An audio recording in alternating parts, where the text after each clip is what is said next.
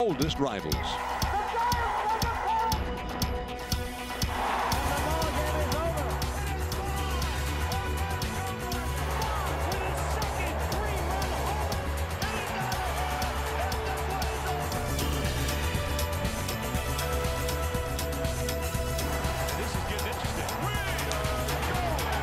The rivalry continues.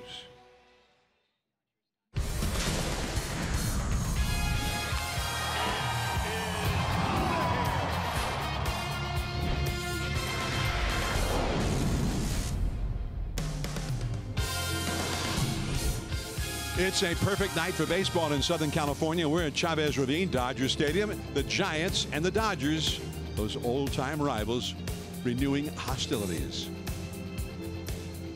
Hello, everyone. I'm John Miller with Mike Krukow. Welcome to Giants Baseball. A study and contrast the way these teams are prepared for this game. The Dodgers had Monday off and yesterday off, playing 2 games at home in between. The Giants have been on the East Coast for more than a week and had a 16-inning game yesterday, during which they lost their everyday third baseman, Evan Longoria, who broke the 5th metacarpal on his left hand. So he's on the disabled list. The Giants have just announced Pierce Johnson has been added. They need a little more coverage with that rotation and in that pitching staff, because that staff's been used a lot lately. Well, so that means that the guy on the hill tonight for the Giants making a start, Derek Holland, there's a lot of pressure on him to go deep in the game, okay, pressure off of the bullpen. The other thing, too, about Derek Holland is he's got to throw strikes. Remember, this is a team that yesterday, they were on their legs for 16 innings. You can't have a lot of walks, a lot of high-pitch innings for this Giants defense tonight. If you look at his numbers, on the road, he's been fantastic. His last 4 starts, he's 3-1 with a 2.42 ERA. He'll face a Ross Stripling, who has been very Clayton Kershaw-like, 5-1 with a 1.65 ERA and 72 strikeouts against 11 walks. So it's all about pitching tonight. All right, so in his last start, Holland got the best of Max Scherzer, maybe the best in the game right now. So we'll see how he does against Stripling tonight. He's hoping maybe to get some early runs. Andrew McCutchen has hit 2-run homers in the first inning in each of the last 2 games on this road trip. We'll talk a little bit more about Kutch in the clutch next.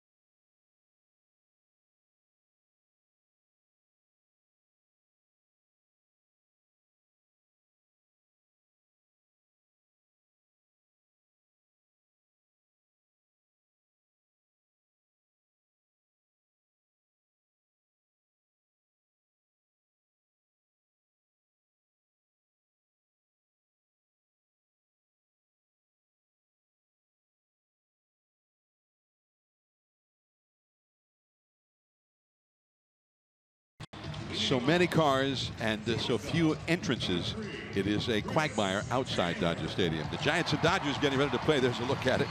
And a big crowd is gathering for this game, that's for sure. All right, now it's time for our Great American Play. It's brought to you by California Great America, the revolutionary new railblazer, now open at California's Great America. Visit cagreatamerica.com. Talking about Andrew McCutchen, he's been red hot, especially in the first inning Wednesday against the Marlins, hitting a 2-run homer off Caleb Smith. That was in the top of the first inning. Then yesterday, he followed it up with a 2-run shot off Dan Straley in the top of the first. Andrew McCutchen, he is our Great American Play. McCutchen will be in there hitting third, and we'll come back with the entire look at the starting lineups for both ball clubs, and then the first pitch, Giants and Dodgers, right after this.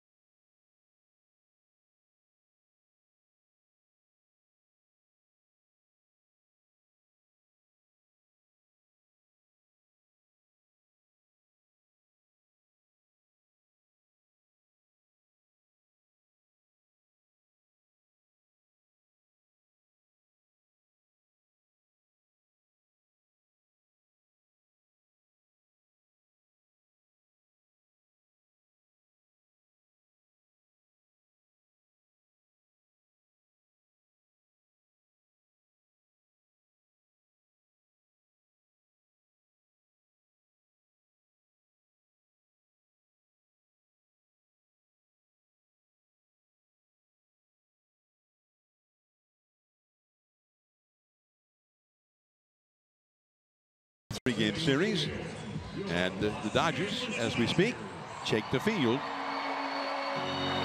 All right, now it's time for the keys of the game, brought to you by Nissan. Take on the unexpected with Nissan's available intelligent safety shield technologies. Innovation that excites. Number one, Derek Holland's got to go deep. He's got to eat up some innings. Well, the guy's been saying that a lot lately. They've been getting good starting pitching, but not only does he have to go deep, he cannot walk people. He cannot keep this defense on the field. He's got to get them off quickly. Number two, defensive concentration. After a long 16-inning game, it's easy to let your concentration slip away. Defensively, they need to hold it. Those are our Nissan keys to the game. Now the Giants batting order brought to you by Southwest Airlines. Low fares with nothing to hide. That's transparency. Joe Panik leads off second base. Alan Hansen at third base in place of the injured Longoria. Andrew McCutchen in right field. In his last 11 games, he's hitting .367 with 5 home runs and 12 batted in. Brandon Crawford, shortstop, hitting cleanup. Pablo Sandoval at first base. Nick Hundley, the catcher, hitting 6th. Mac Williamson, who homered yesterday in left field. Austin Jackson, center field. Derek Holland, the pitcher, bats 9th. On the hill tonight for these Dodgers will be the right-hander Ross Stripling. Stripling, 28 years old. He's 6'3", 225 pounds. He's in his second year at the big league level. This is what he's done this year. Started out in the pen, but when they needed him to go start, he's been phenomenal. He's been as good as Clayton Kershaw. Don't believe it? Check out the numbers. 72 strikeouts in 60 innings against 11 walks, an ERA of 1.65. He's a hard throw. He's low to mid-90s fastball, more lows than mids, but a true 4-pitch guy. Curveball, slider, changeup. Let's take a look at the Dodgers defensively. starting in their outfield from left to right, it'll be Kemp, Hernandez, and Puig.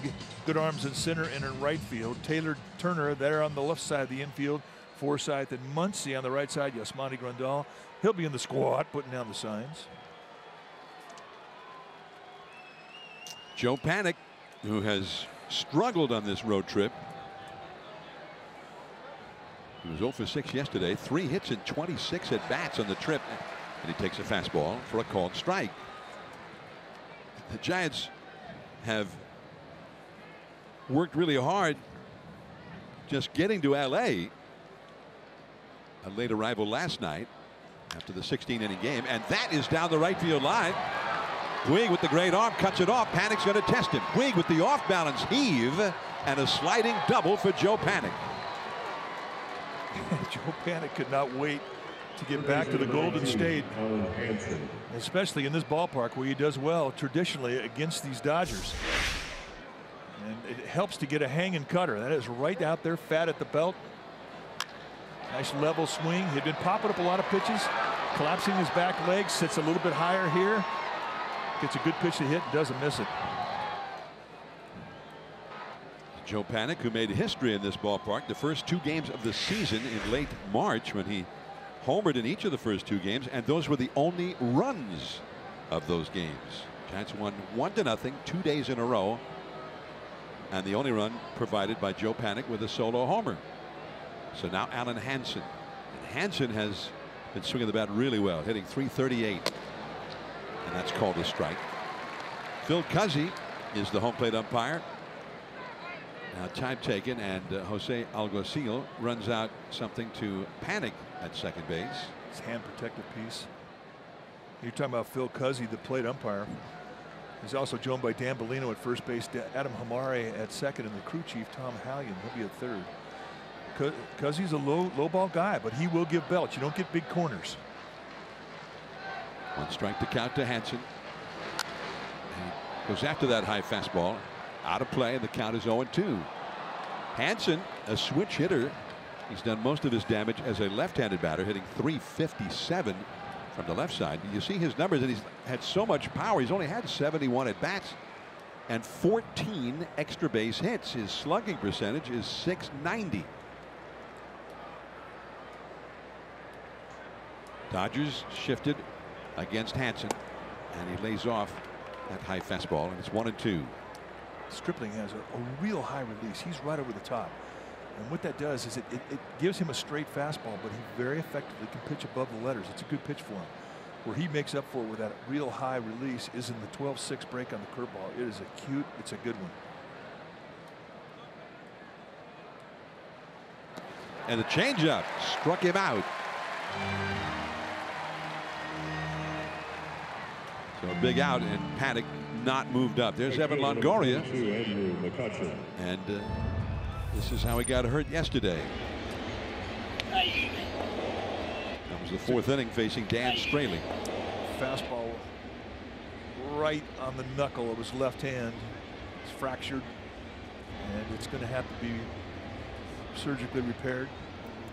Or assuming that it's going to happen early next week. But it's 6 to 8 weeks. So here is Andrew McCutchen, runner at second, 1 out. Strike 1 at the knees. Longoria wants to get a second opinion before he has the surgery, in terms of just being sure that he's going to get the right kind of treatment, the right kind of surgery.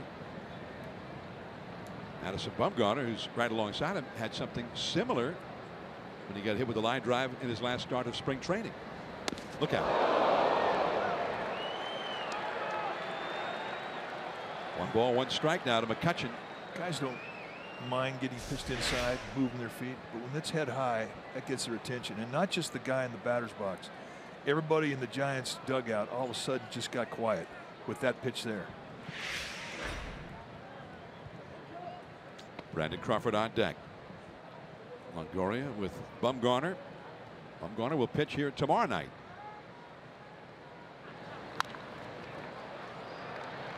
This is Turner, out number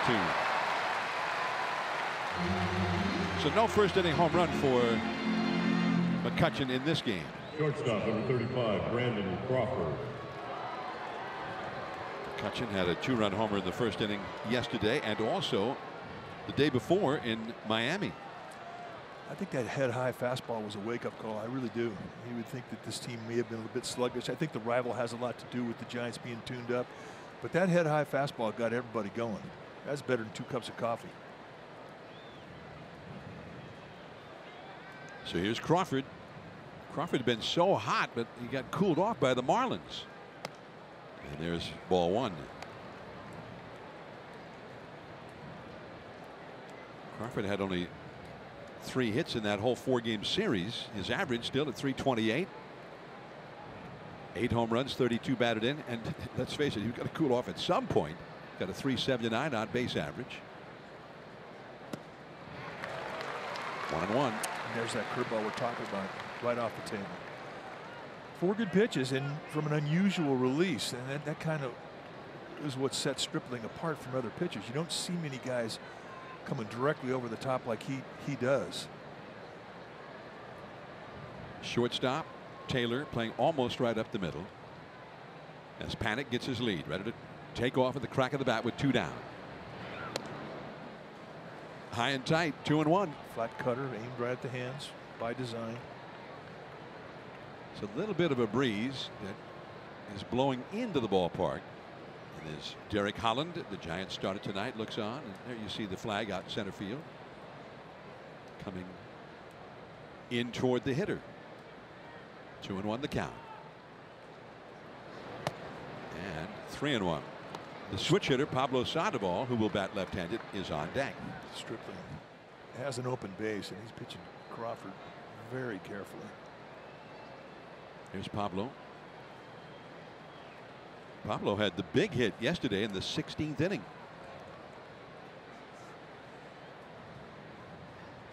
The winning hit in Miami. Changed up, 3-2. A respectful changeup and a good one.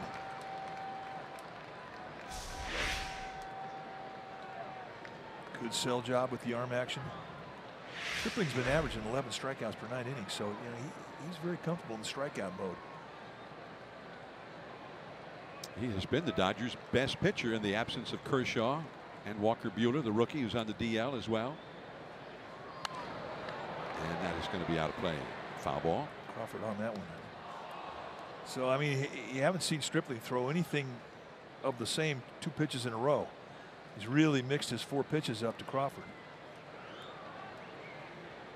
Clayton Kershaw looking on. Kershaw got back and pitched in 1 game and then had to go right back on the disabled list afterward. Some back problem. 3-2 the count. And he struck it out. The high fastball at 94 miles an hour after all that off-speed stuff. So Panic never got past second base.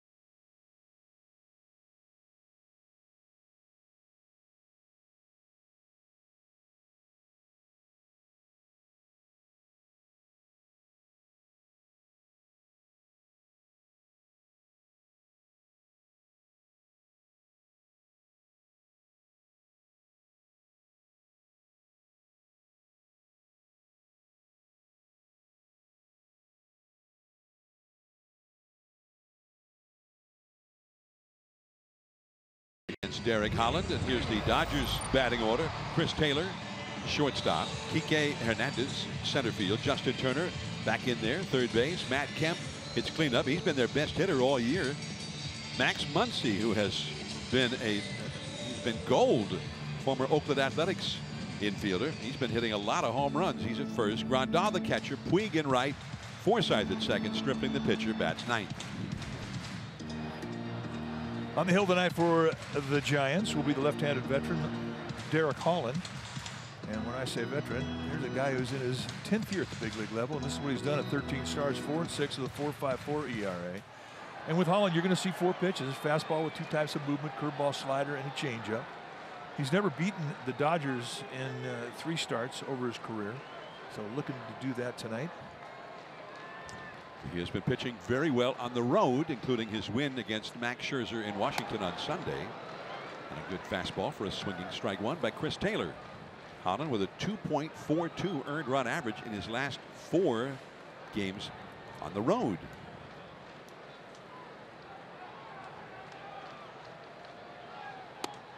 High and tight.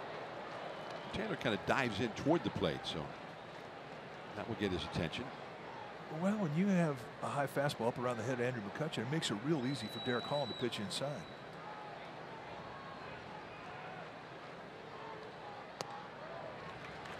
Two and one. So the precedent has been set, and the Dodgers know that the Giants are not too happy about what happened to McCutchen. They are not. 2-1 the count. That's hit deep and foul. Let's take a look at the Giants defensively tonight. Starting in their outfield from left to right, it'll be Williamson, Jackson, and McCutchen. Best arm in left field. Crawford and Hansen will patrol the left side. Panic and Sandoval on the right side. Nick Hundley, he'll be in the squad, putting down the signs. Buster Posey, a well-deserved day off after he caught 16 innings yesterday in Miami.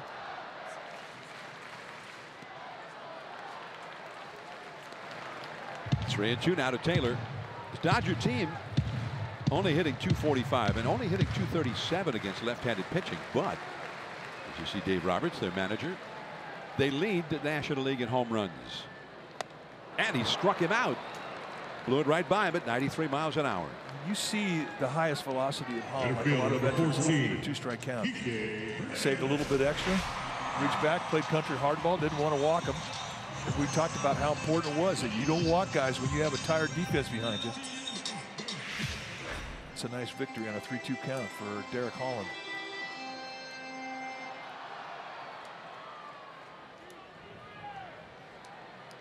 Chris Taylor had that face that says, "How did I miss that?" Well, it was right out over the heart of the plate. But sometimes it's a little different when you've seen 2-3 off-speed pitches and then 93 miles an hour. He set it up beautifully. Strike one to Kike Hernandez. Off the inside. Kike hitting only .215, but with 8 home runs. And as has really always been the case in his big league career, he does his best hitting against lefties.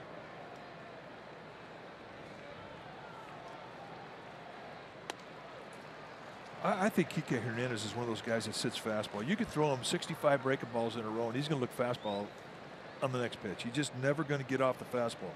And he does a lot of damage with fastball mistakes. Good mistake hitter, belt high and above. Now it's 3-1. 1 out, nobody on, no score. Justin Turner is on deck.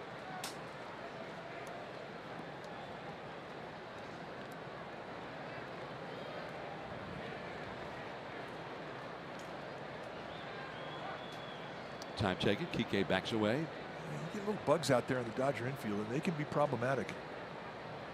Bugs? Little gnat-like bugs fly in your eye. They go in your ears. They go up your nose. Even if it's a Dodger? I don't know if they do it on the Dodgers. Left center field. Way back there. Gone. A home run for Kike Hernandez.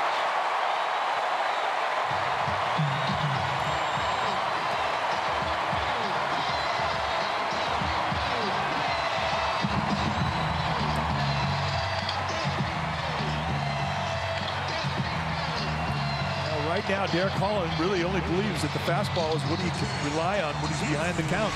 He gets down the count 3-1 to a good fastball hitter, and Hernandez unloads on him. He's not going to walk anybody, so he's going to challenge. And right now, he has to challenge with the one pitch, and they're sitting on it.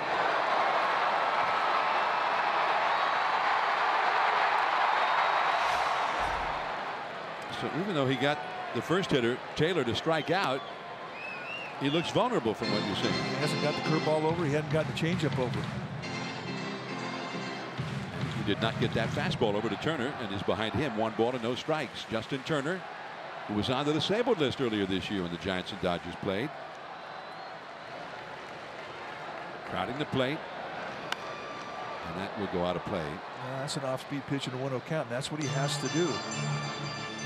He has to have a feel of his 4 pitches. When he's had problems, it's been in the first inning. He's slow to find his rhythm, and tonight he needs to be quick about it. Justin Turner has been a big hitter for the Dodgers, and a great find for them.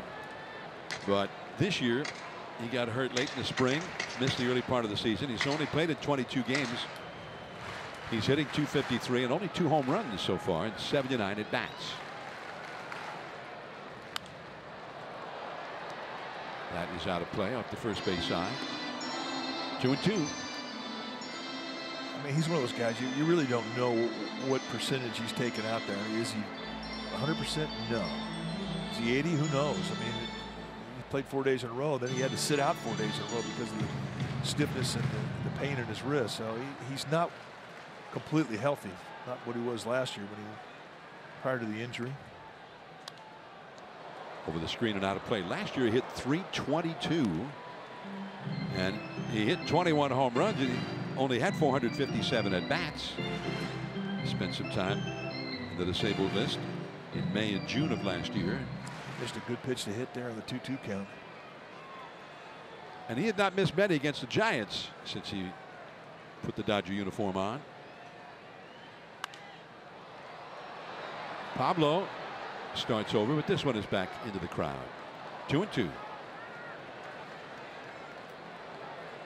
Holland's still looking for good location, and he's throwing strikes, but they're not great strikes.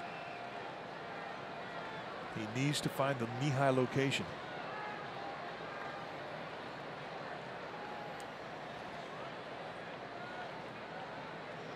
Dodgers have homered 30 times in the month of June.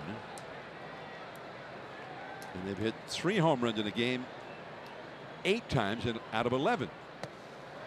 And that curve down near the feet of Turner. It's a full count. He's swatting away bugs. 3 hitters, 3 3-ball counts.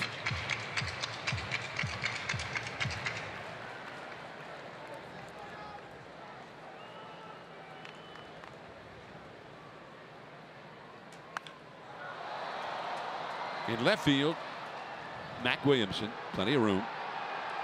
2 down. But nothing is coming easy so far for Derek Holland. Once you get past the first inning of the Holland's ERA, it goes down dramatically. Once he finds his rhythm and locks it in, everything seems to follow.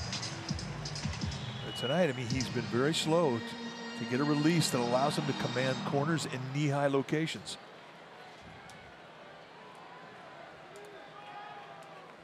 So here is Matt Kemp. And I don't think anybody seemed to foresee that Matt Kemp would be the Dodgers' best hitter at this point of the season, and really all season going back to the beginning, as he takes a called strike. Kemp is hitting .335. He's been one of the top hitters for batting average in the league. And that misses for a ball. Kemp is 3rd in batting average in the National League, behind only Atlanta's Freddie Freeman, who is a former teammate of Kemp's, and Scooter Gennett. And when the Dodgers traded him, the conventional wisdom was that the Dodgers were going to flip him as soon as they could. They didn't even promise that he would have a job when he went to spring training. Did he swing? Yes, he did. Phil Cuzzy made the call himself, the plate umpire. Strike 2. Now he's been an amazing story. Lost a lot of weight, completely redesigned himself physically, and he had a great spring, and he's having a great couple of months here as the season starts. They said that he took off since the end of last year like 35 pounds. You have to wonder. I mean, Atlanta's thinking, hey, well, why didn't you lose that weight here? 2-2. 1 run in for the Dodgers as they hit another home run. They've homered in every game in the month of June so far, and they've hit more homers in June than any other team by far.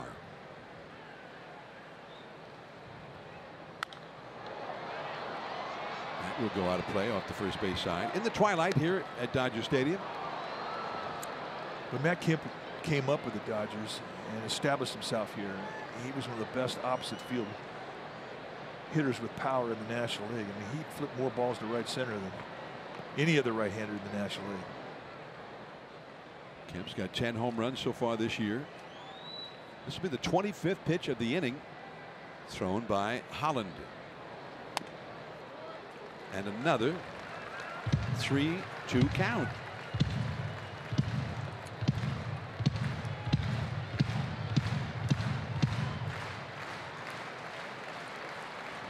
He's thrown almost as many out of the strike zone as in. Full count to a dangerous hitter. Strike 3 call. And the inning is over. Pablo Sandoval, then Nick Hundley coming up. 1-0 LA.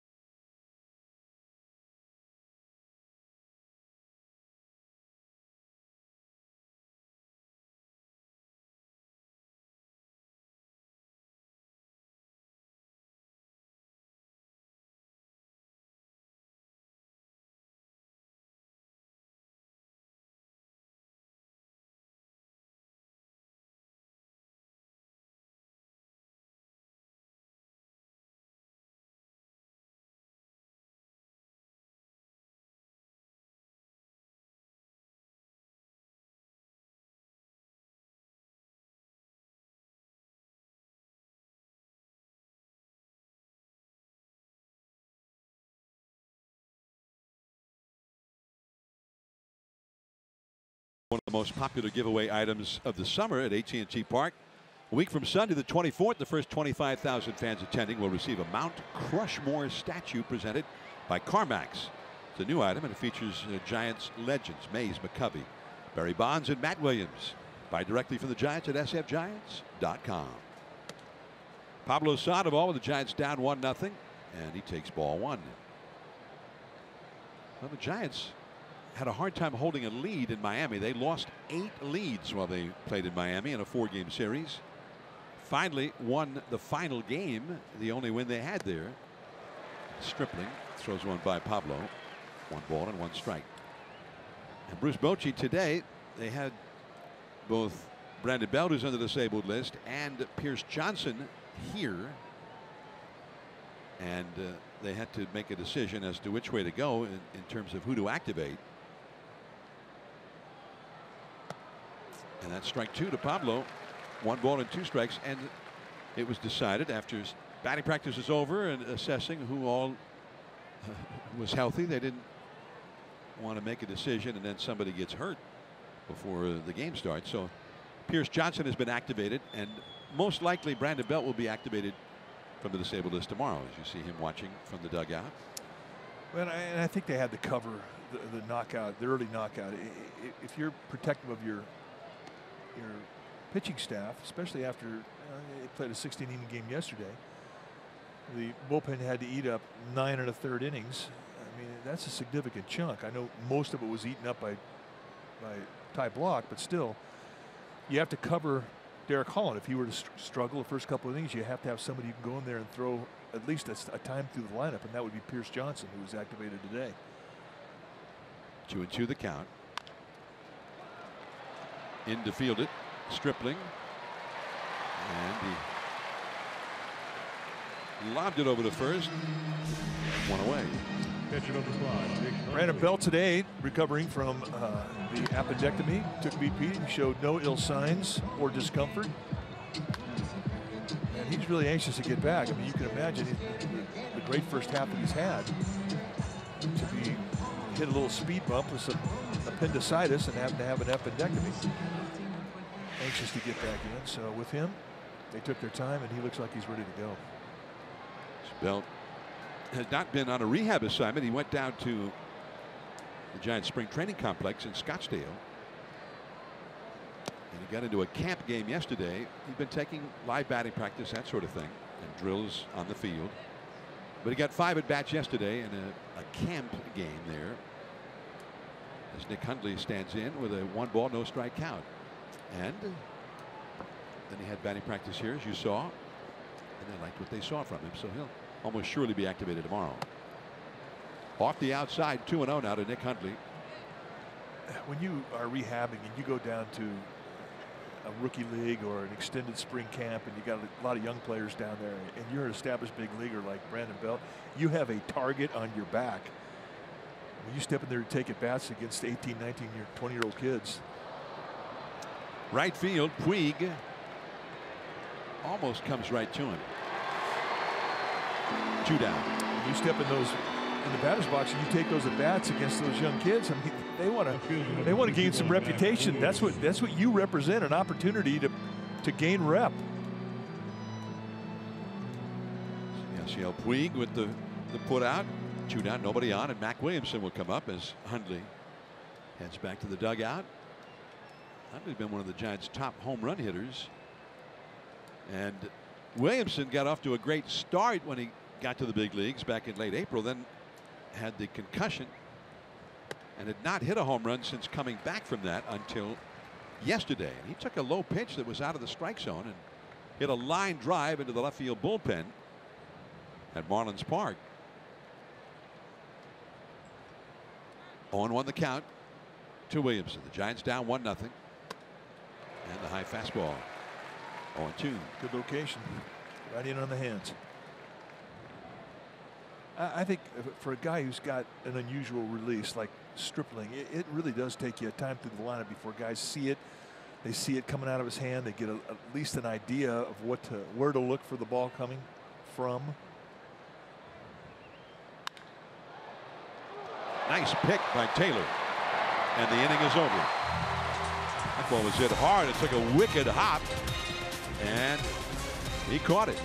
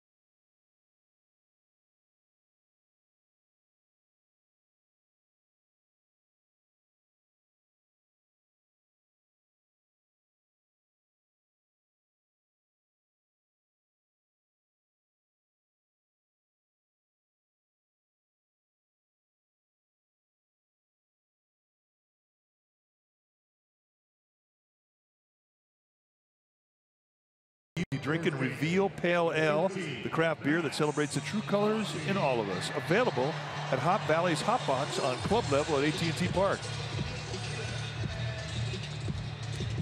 Dodgers 1, Giants nothing as we go to the last half of the second inning. And Max Muncy will lead off for the Dodgers. Muncy has just been an incredible find for the Dodgers. He's only had 130 at-bats, official at-bats. He's had 13 home runs. And he's hit 4 of them in the last 5 games. So he is red hot right now. And a called strike from Derek Holland. Yasmani Grandal is on deck. And then Yasiel Puig due up third. And Muncy has just been a great pickup by the Dodgers. 1 ball, 1 strike now. Well, you think about the resurrections that they've had come over here to this organization. Justin Turner, Chris Taylor, another guy. You're talking about Matt Kemp coming back and lighting it up, and now Max Muncy. 1-2. I mean, these are contributions that they weren't figuring on at the start of the year. He had 5 home runs in the big leagues with Oakland in parts of 2 years and a 195 batting average. And that was in 215 at bats. So he's got 13 big league home runs and 130 at bats as a Dodger. Down and in. 2-2 out of Baylor University. Muncy is 27 years old.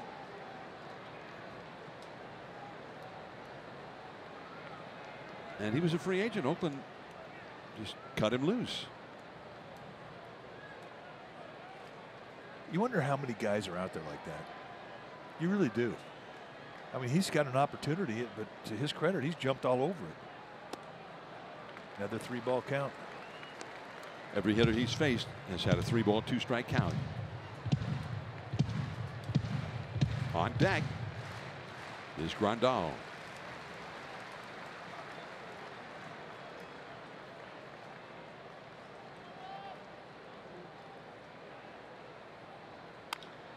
That is pulled foul. That might have been ball 4 up and in, and he hit it hard. Well, he was sitting on a fastball looking middle in, so you get something they're close to a 2-strike count, he's going to flail. I mean, that's his strength anyway. He's a quick middle in guy.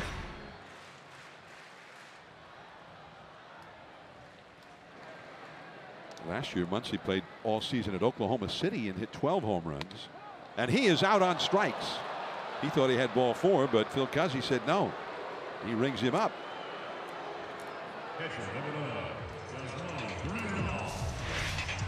Well, a fastball, a 3-2 count. I mean, there's a belt-high strike. You will see those occasionally from Cuzzi. As I mentioned, he's more of a low ball umpire, but you wouldn't believe it looking at that called strike 3. You don't get big corners, but you will get lows and you will get highs. So here is Grandal, a switch hitter. Off the end of the bat, and plenty of room out there for Williamson. 2 down. And a 1-pitch out. 2 down, and Puig will come up. NBC Bay Area investigates and gets results for you. Changing 27 laws and policies while investigating more than $10 billion in public money. If you have a tip, contact NBC Bay Area at 1-888-996-TIPS or visit NBCBayArea.com/WeInvestigate. NBC Bay Area. We change laws, we change lives, we investigate. Puig, strong, powerful, fast, and he takes a called strike.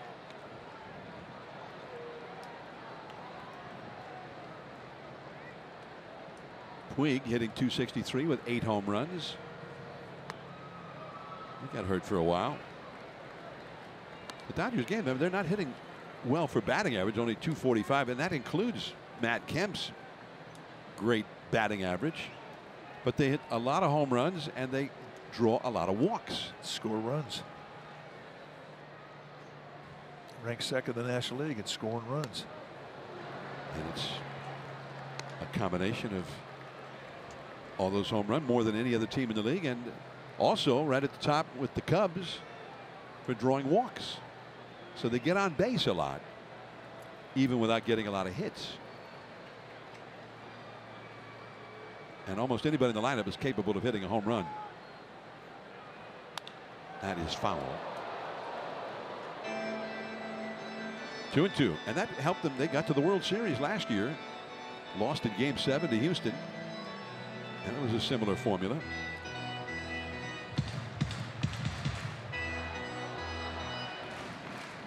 But also their pitching was excellent last year, and of course they had Kershaw most of the season, although he spent some time in the DL. Strike 3 called. 4 strikeouts for Holland, 3 called third strikes.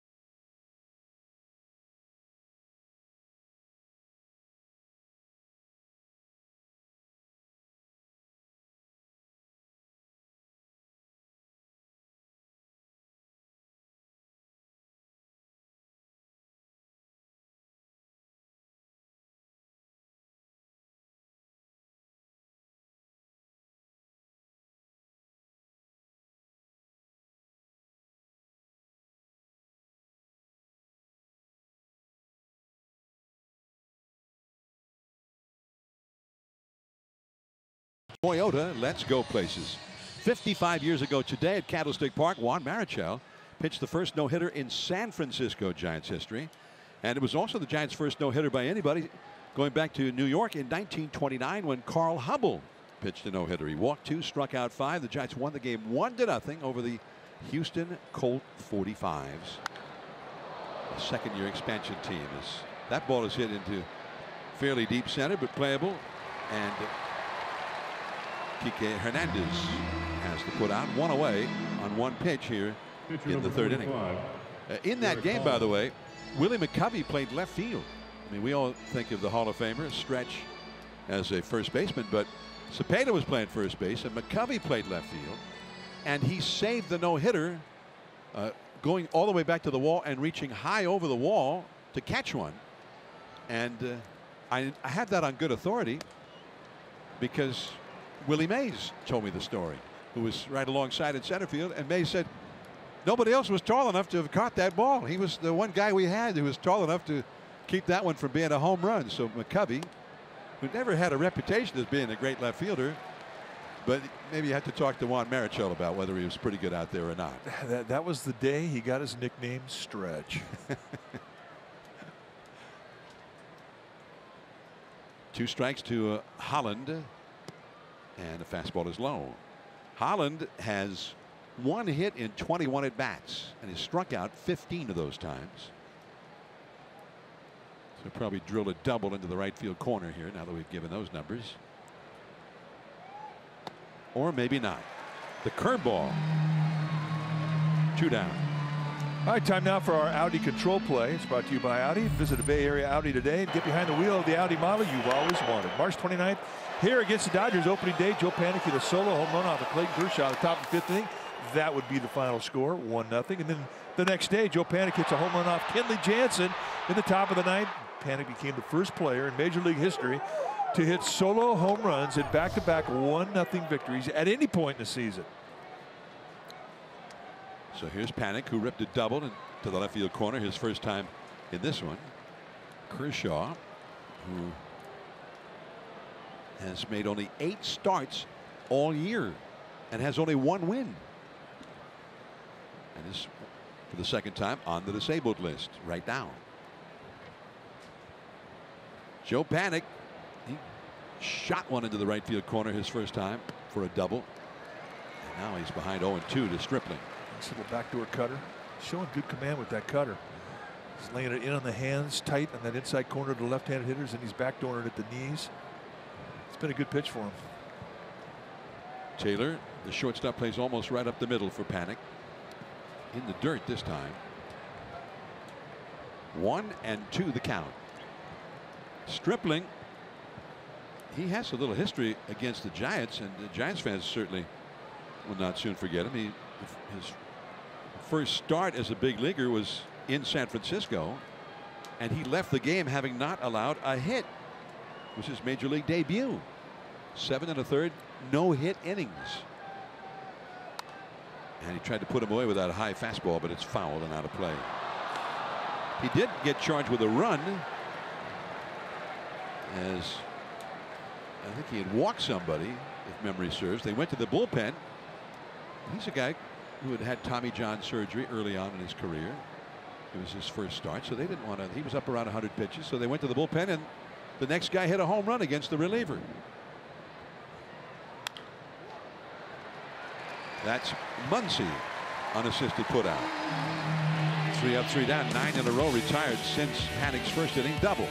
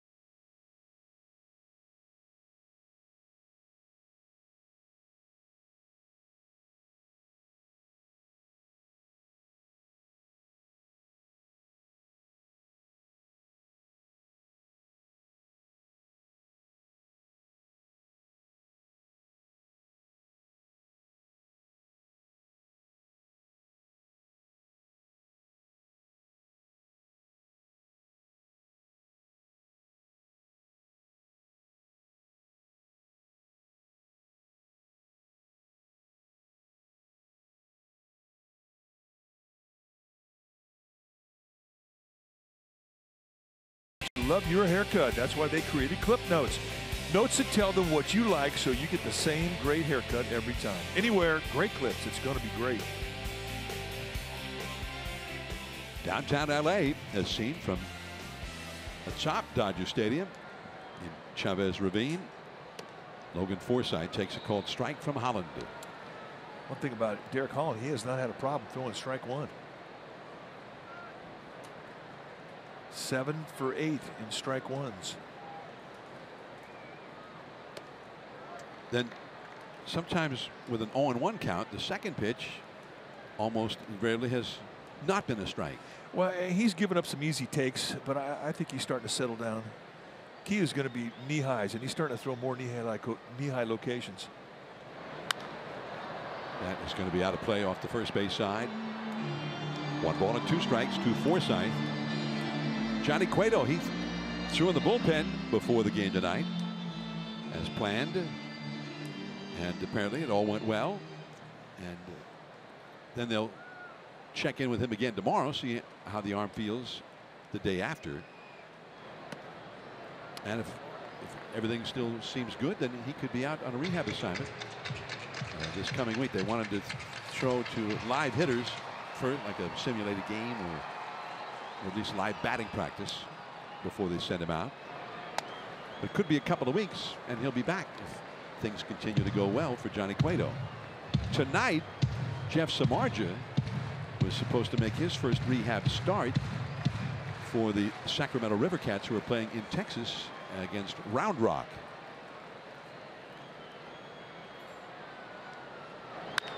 That ball is hit deep into left center. Has a chance. Off the wall.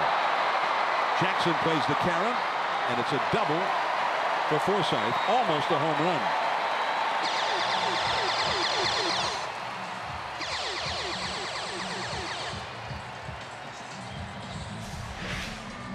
Take a look at the location of the pitch. It tried to set that thing at the belt inside, and it just lays out over the middle above the belt. Forsythe, a good high fastball hitter. He gets his strength and he doesn't miss it. So the Giants feel a bit fortunate that that ball stayed in the yard. If he hit that same ball in batting practice today, it's way out of here. It has cooled off from what the ballpark was like when we got here. Around 5 o'clock, the balls are jumping out, but it definitely is a different ballpark tonight than what we saw in BP. It's not carrying quite as much.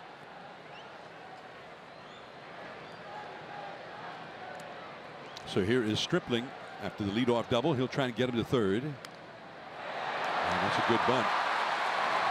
Hundley throws him out with panic covering, and Forsythe over to third.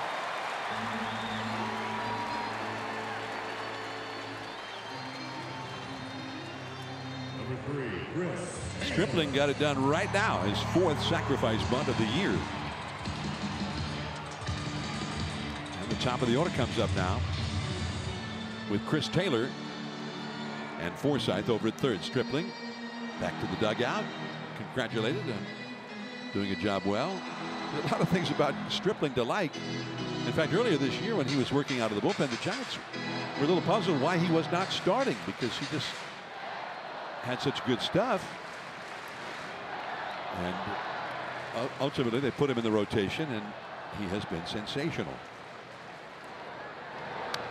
Back to the screen, strike one. Another first pitch strike. Another fastball challenge. Stripling getting it done on one pitch. Efficient bunt. Nicely done. Strikeout situation here for Holland. He struck out Taylor the first time.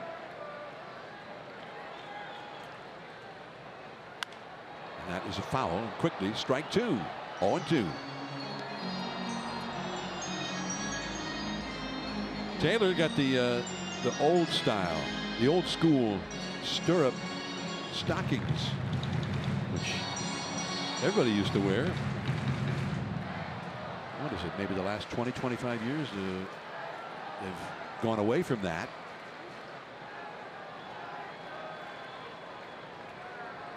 I always thought it was a good look. It was a baseball player look.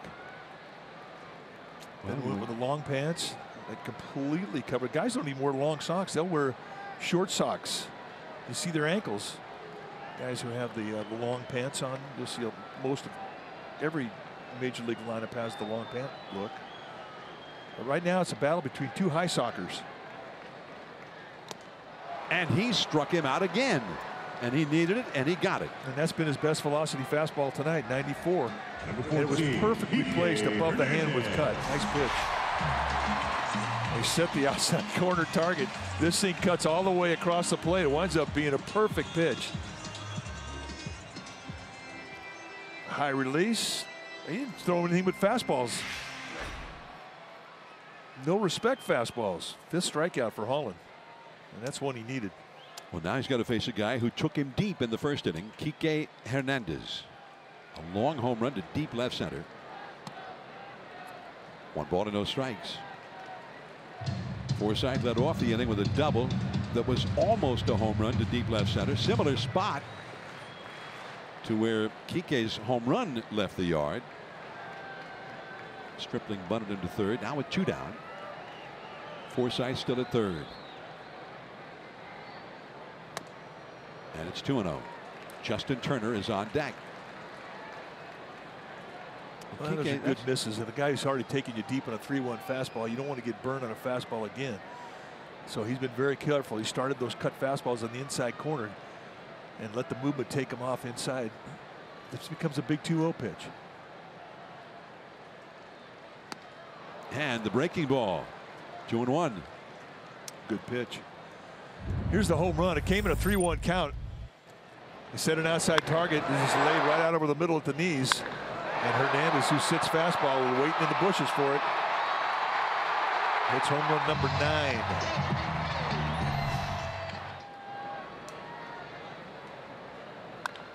And he shot that one foul down the left field line. He was way out in front of a fastball. 2-2. He's got 9 home runs, as you mentioned, Mike, and only 150 official at bats. So about every 16, 17 at bats. So that's a genuine slugger's pace, but not a whole lot of hits otherwise than the home runs.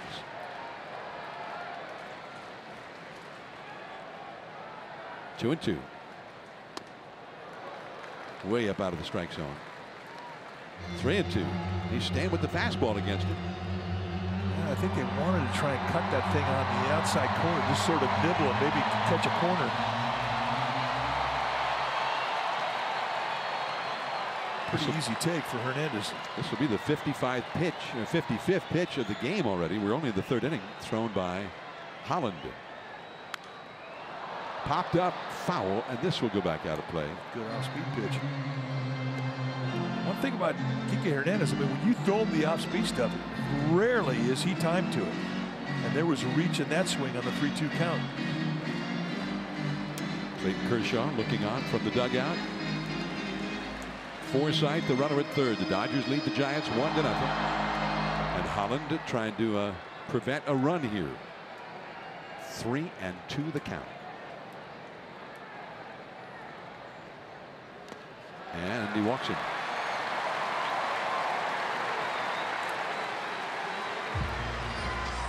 Jeff Samardzija, we mentioned, pitched his first rehab start.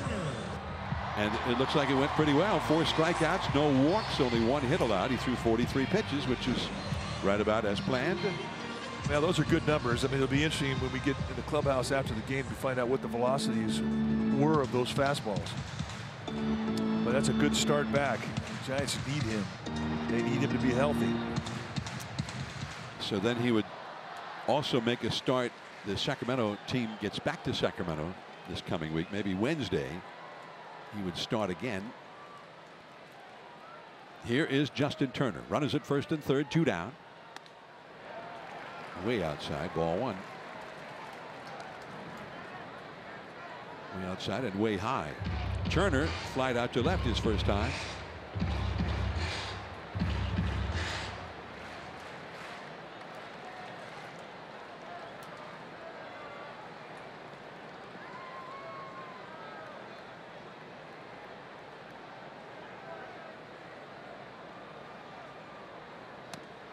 And he changed up on him.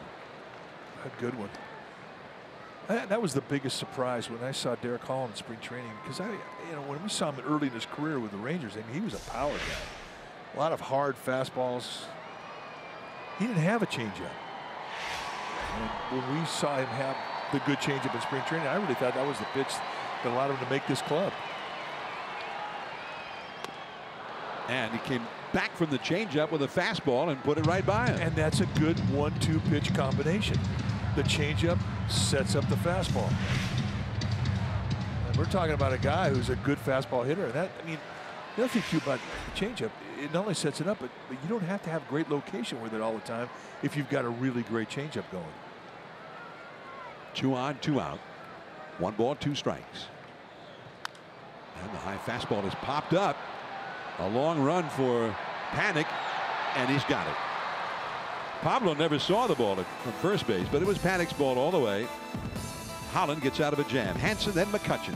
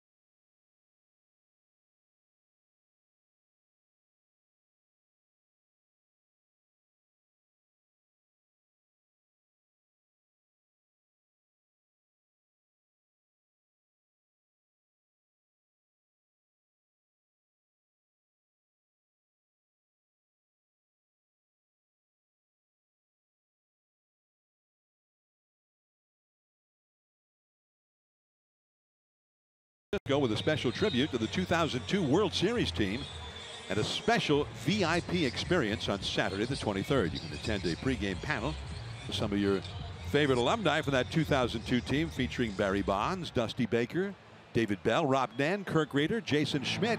That'll be out in Triples Alley. You'll also receive complimentary food and beverage and a Kirk Reeder bobblehead. For tickets or more information, either way, visit sfgiants.com/special events.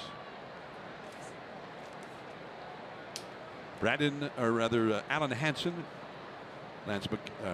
Andrew what? Where are we? I was in 2002 there for a moment. Well, you sounded pretty good. Hansen, McCutchen, and Crawford coming up for the Giants here. They've got the overshift on for Hansen, facing Stripling. And he bounces one right into the defense. Forsythe throws him out. Hansen is 0 for 2.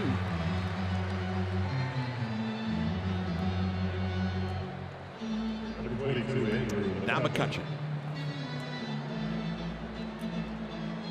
Giants trail 1-0 as we start the 4th inning. Stripling has had a real economy of pitches. He's had 3 strikeouts, no walks. He has only allowed 1 Giant to reach base. That was the first batter he faced. Joe Panik, who led off the night with a double to right, and then never got past second base. McCutchen grounded out to third his first time. Deep center, Taylor, or rather Kike, and he makes the catch. All right, our Jeep play of the game is brought to you by the new 2019 Jeep Cherokee. April 7th against the Dodgers. That's when Andrew McCutchen had a 3-run walk-off homer off of Wilmer Font. In the bottom of the 14th, the Giants would win that game 7-5.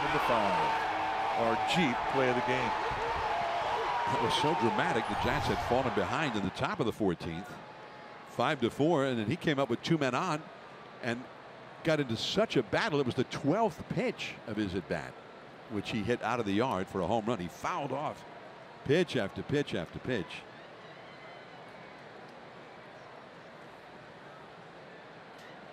Two down, Brandon Crawford. Ball 1. Well, the at bat that Andrew McCutchen just took, I mean, he didn't miss that. He hit that ball well. It's another example that the carry in this ballpark has been altered because he's getting cooler. It's 66 degrees here now. That's a called strike. Good 1-0 pitch. McCutchen, who, when he homered the day before yesterday in Miami, he homered right over the center field wall in the Marlins Park. Home run to deep left field yesterday. That's not that easy to do. 1-2 to Crawford.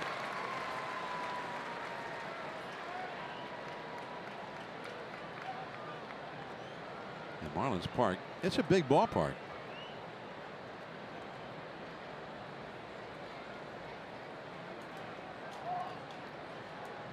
Two down, nobody on. Crawford struck out his first time. And a changeup, and he strikes out again. 12 in a row retired by Stripling.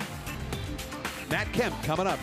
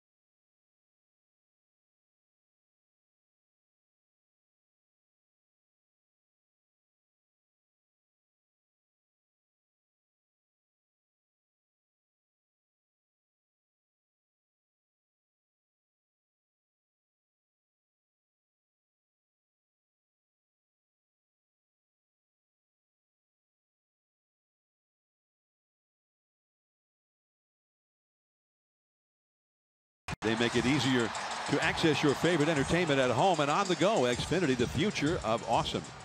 We're spotlighting second baseman Jalen Miller this season with San Jose in the California League, the Giants' High A affiliate. In 62 games, got the 5th best batting average in the California League. 7 homers, 2 triples, 17 doubles, and currently is riding a 9-game hitting streak.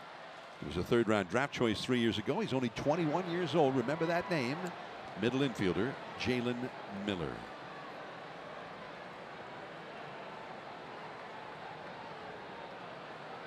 One to nothing. The Dodgers lead the Giants as we start the last half of the 4th. Matt Kemp, the cleanup hitter, to be followed by Max Muncy and then Yasmani Grandal against Derek Holland. That's hit deep into center field. Jackson back, still going back, turns, looks up, it is gone. A changeup, and he launches it over the center field wall. 2-0 Dodgers. Totally looking for it.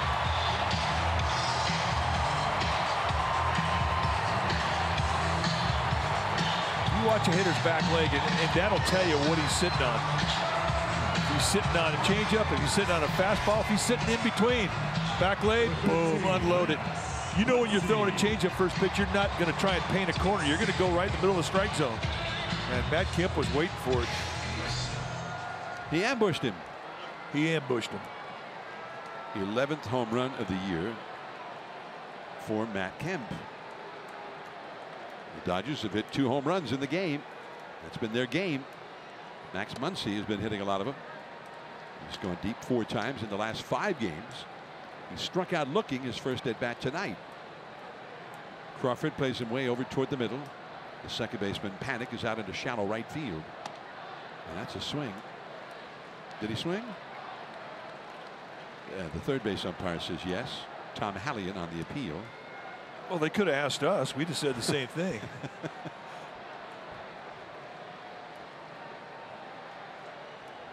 1-1 the count to Muncy. I thought Phil Cuzzy was starting to signal swing, and then he didn't do it.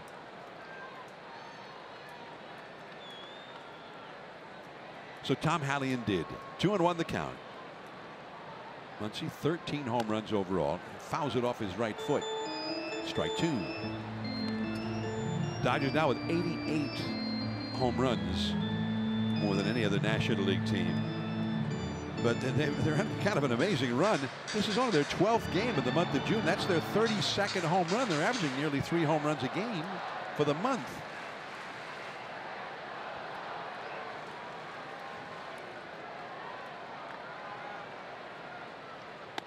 Very high. And another 3-2 count. Been a lot of them. And a lot of pitches thrown by Derek Holland in this game. This is the 6th time that he's had a 3-2 count on a hitter. Along the left field line toward the foul pole. Deep.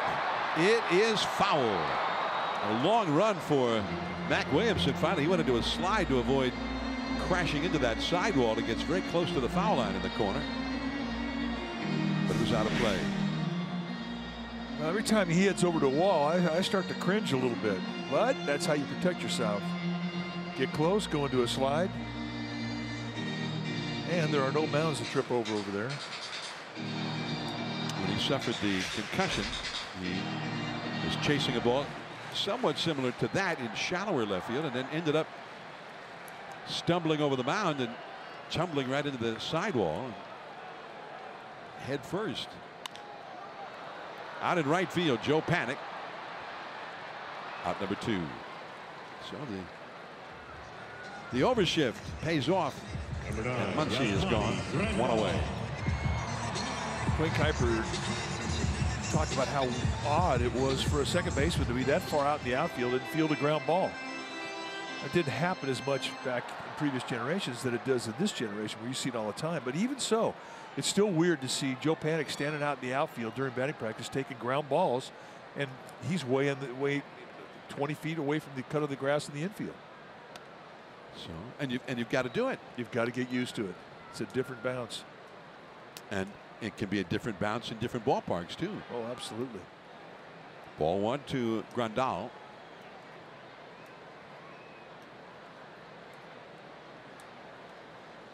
You see grass infields, grass outfields, and I think a lot of baseball fans assume that they're pretty close in speeds, but that's not the case. Places like Arizona, the grass, it is very quick. Here it's a pretty fair infield, it's a pretty fair outfield. It's very similar to the grass in San Francisco. Not too fast, not too slow. But it's definitely something you need to get used to, and not just an infielder. The outfielders have to know how quick the gaps are as well. How a line drive the gap is going to hit and skip through. Grandal flied out to left center his first time.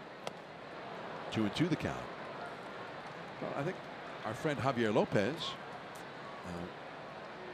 when we were on the road trip, talked about Javier Baez, the Cubs second baseman, and how he might be the prototype for this generation of second baseman. That ball is driven deep into center. Still going. Jackson at the wall, and he drops it. Grandal's going for 3. And he makes it.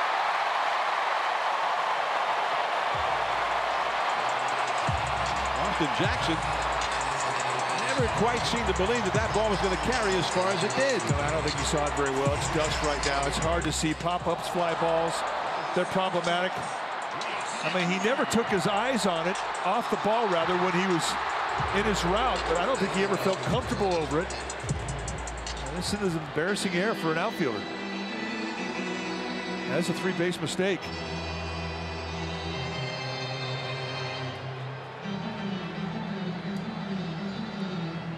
So that'll be an error charge to Jackson. 3-base error. Instead of 2 down and the base is empty, there's a runner at third, only 1 out. Giants middle infielders are in halfway for Yasiel Puig. And ball 1. But Javier Baez of the Cubs is a guy who, he has the arm of a shortstop or a third baseman, and which is ideal for a second baseman who might be routinely 25-30 feet into the outfield. It's true. He might have the best arm of any second baseman in the National League. That's into the gap. Grandal scores. Puig will ease into second with a double. 3-0 Dodgers.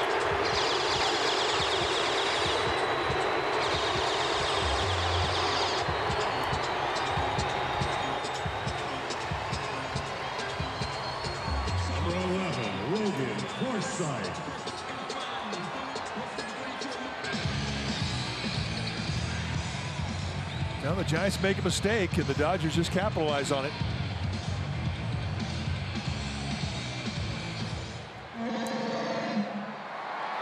And that swing of the bat there really gives you an idea how strong this guy is. I mean, he didn't even get it well, and it still split the opposite gap, right center.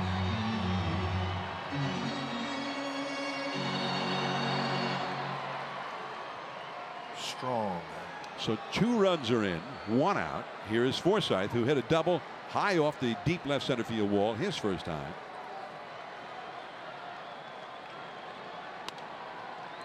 Strike 1.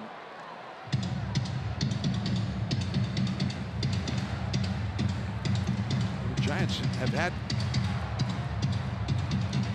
a lot of problems with errors. The error in this inning, the 53rd error committed by the Giants this year. The most of any team.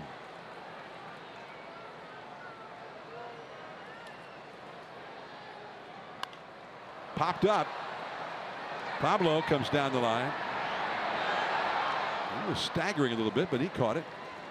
Again, I mean, it's a dusky night right now. I mean, it's just not an easy play. Number 68, Ross Strickland. He's yelling, I got it. So he sees it. Now all of a sudden it takes on a little personality. He plants and has to come back to his right.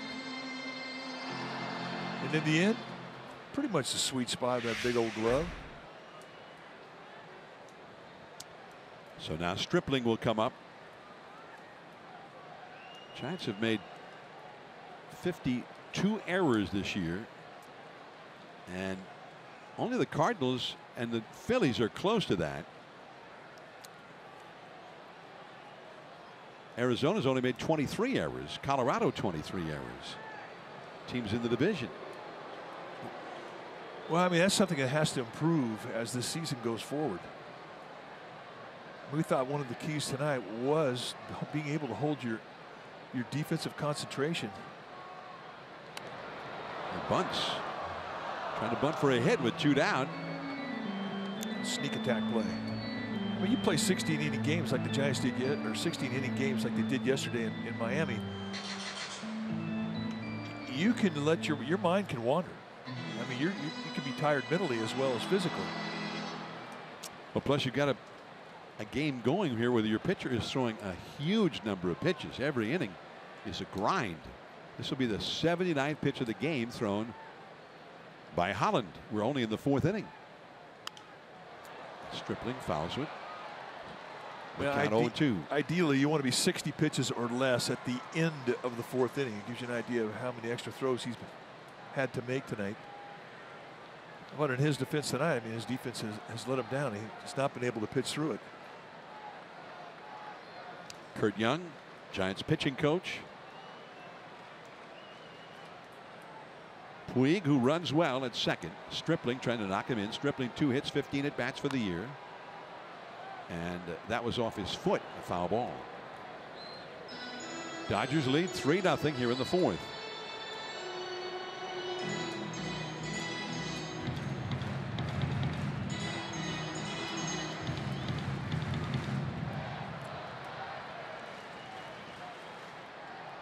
This will be the 21st pitch of this inning. In the 3rd inning of the first 4 innings, in which he's thrown 20 or more pitches. Strike 3 call. But the Dodgers get 2 runs, including an unearned run. Sandoval coming up.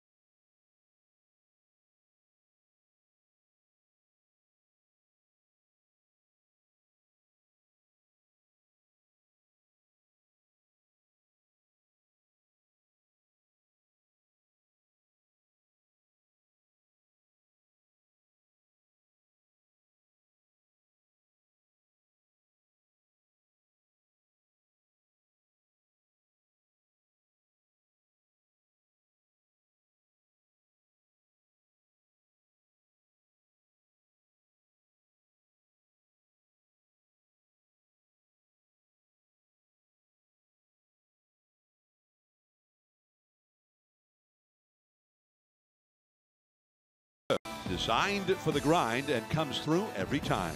See your local Toyota dealer for a great deal on a dependable new ride. Toyota, let's go places. Well, enhance your next game day experience with the MLB Ballpark app. Access and manage your tickets, enjoy check-in offers, exclusive content, and much more. Download the MLB Ballpark app today.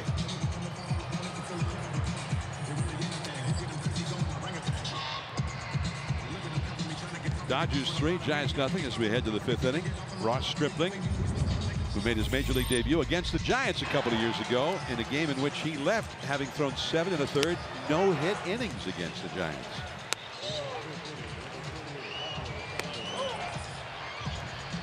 And Giants just could not touch him, and then Chris Hatchard came in with a man aboard, and he promptly gave up a 2-run homer to Buster Posey. So even though he never allowed a 2-run, Trevor Brown, well, he was a catcher. Trevor Brown hit the home run for the Giants, and one of those runs on the home run charged to Stripling. He allowed a hit to the first batter he faced tonight as he throws a strike to Sandoval. Panic, but no other Giant has even reached base. He's retired 12 in a row since Panic led off the game with a double. Pablo hit a tapper back to Stripling his first time. That is right past the third base bag, a fair ball. Kemp and Pablo, wow.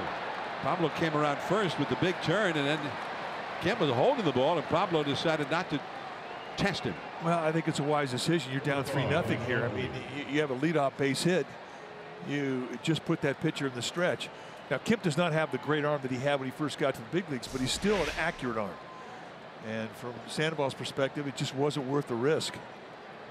Yeah, you'd love to have been in scoring position, but you cannot run yourself into an out. Not the first out of an inning. Not down 3-0. So here comes Nick Hundley. Hundley hit a fly ball to right his first time. And the foul. 0-1. There's certainly plenty of time to play catch up. Mac Williamson on deck. They need base runners right now. Pablo becomes a base runner, the first since the first inning against Stripling. Hundley has hit 7 home runs this year and only 108 official at bats. So he's averaging what, one homer every 15 at bats. That's called a strike. Quickly 0-2. A lot of his home runs have been fastballs in that location. But he was not sitting fastball in that 0-1 count.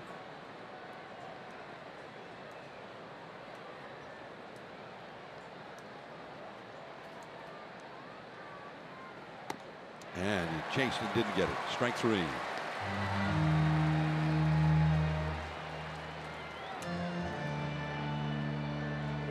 So in an 0-2 count, Stripling just keeps climbing the ladder with that high fastball. We talk about the high over the top release, a very effective pitch. He doesn't have the movement that guys have in 3/4 or low 3/4 release, but what he does have is an effective deception when you throw that ball high across the letters. And he made a payoff dividends there against Hundley. Mac Williamson, he got robbed of a hit by Taylor, the shortstop, his first time.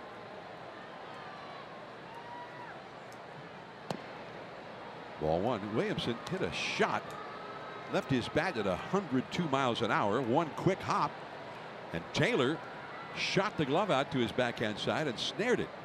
Just an outstanding play. Giants need him to get hot like he was before he got hurt. That's a foul. 1 ball, 1 strike. When he first got called up, joined the Giants in Anaheim, and he was the guy that really gave the offense a shot in the arm. He was on everything, and everything he hit, I mean, it was just loud contact. And you could do that as a player, light up a big league dugout. I mean, you're doing something. But he has not been as hot since he's come back off the DL with that concussion. And his first home run since coming back yesterday. And that's off the inside. 2-1. You watch the high over the top delivery. I mean, that is very Tim Lincecum like. You just don't see a lot of it. And again, it's probably the one arm slot that gives you the least movement, but it's deceptive, especially across the letters. Timeout granted at home plate. Pitchers hate that. It's like somebody coming up and just out of nowhere slapping you on the back. It just kind of rattles you. 2 balls and a strike to Williamson.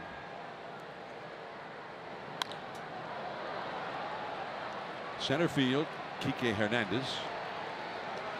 And 2 down.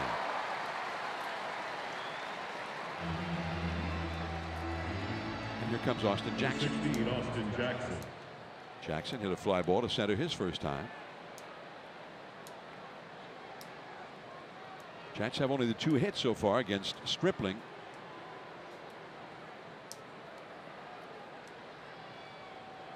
Panic's first inning double, and Pablo's base hit right along the third baseline to start off this inning. Jackson hit one well to medium deep center his first time. And it's 0-1. Tomorrow's game is an earlier start. And we will not have any local television of it. KNBR, the Giants radio network. 5:15 first pitch tomorrow. Madison Bumgarner will go against the Dodger left-hander Alex Wood.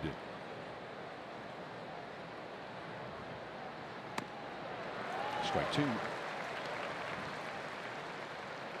Would you like to do radio tomorrow since there's no TV? Absolutely. Radio's fun.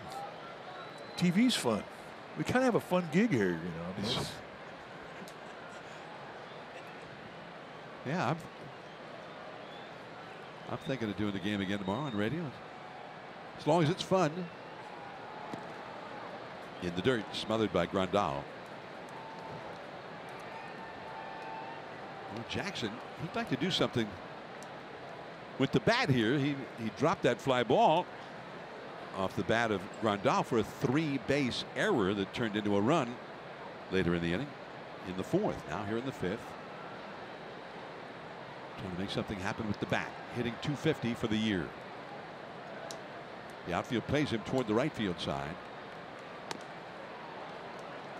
2-2. Derek Holland is on deck. Big hole open on the right side of the infield with Muncy. There's Holland getting ready. Muncy, the first baseman's on the bag with Pablo, and the second baseman Forsythe way over toward the middle. There you see how they're doing it. Stripling sets. 2-2 the count. And now it's a full count.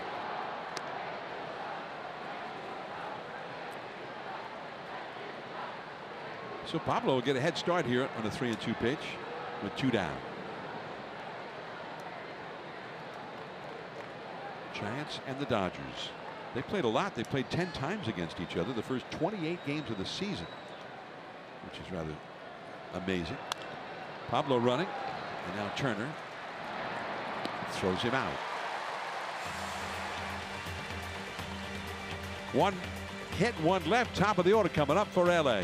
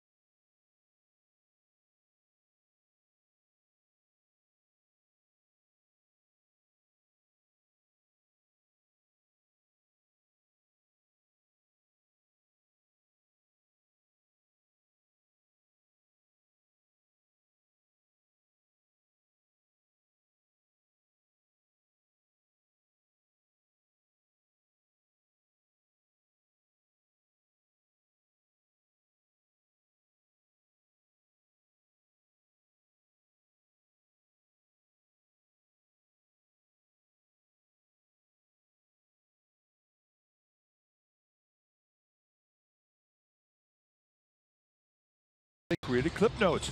Notes that tell them what you like, so you get your same great haircut every time. Anywhere. Great clips. It's going to be great.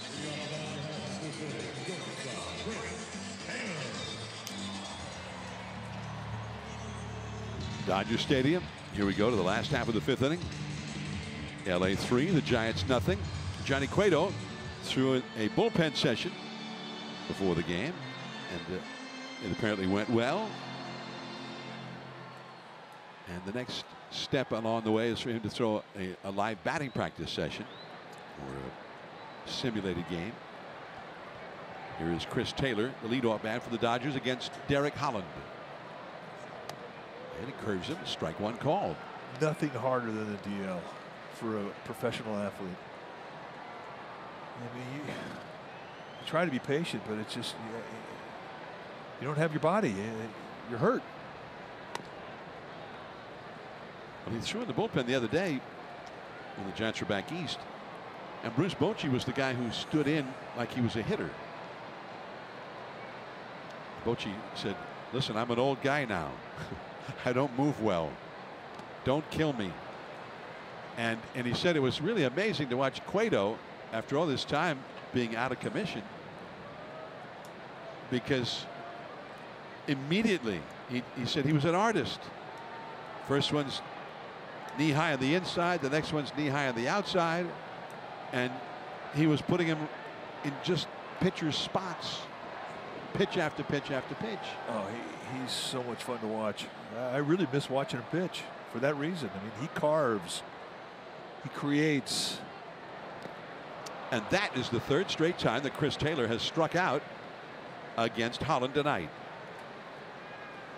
Well, the Giants will be home on Monday at AT&T Park, and it'll be happy hour at AT&T until 7 o'clock. Large domestic beers will be only $6. And then on Say Hey Tuesday the 19th, it'll be 2-for-1 Giant dogs at all Doggy Diner stands. What was that? Come on, 2-for-1 Giant dogs at all Doggy Diner stands. Whoa. Come out to the park to see the Marlins Monday the 18th through the 20th on Wednesday. Go to sfgiants.com for tickets. That was impressive. Kike Hernandez, who's hit a home run and walked, standing in. 1 ball and no strikes. Don't get hurt. There's no such thing as a broadcaster's DL. We need you. So I just got a little excited.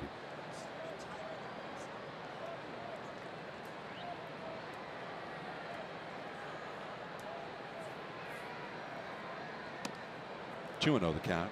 Justin Turner is on deck. A lot of pressure though when you're throwing a bullpen and an old coach or a manager wants to get in there and say, "Hey, let me stand in here." Because the first thing you do is you look at him, and when you look at him, there's a good chance you're going to hit him. Well, Bochy said that never ended up being an issue with the way Cueto was throwing. Here's the ball too high, 3-0. Well, my respect for Johnny Cueto just went up. I was 3 for 3. I had 3 old guys get in the box, and I hit all of them. One was on purpose. Crawford, beautiful pick. So Kike goes down for the first time, and he hit it to the wrong guy. He hit it hard and a tough hop. There's nothing nastier than a topspin liner that short hops you at 104 miles an hour. I mean, you just have to trust your hands. But the thing that Crawford does so well is the way that he uses his legs. He's got bend, and when you have bend, you have softness in your hands, and you need that, especially when the ball comes up high, shoulder height. We saw Taylor do it early in the game with Mac Williamson. We saw Crawford do it here. Taylor made almost the same play on Mac back in the 2nd inning.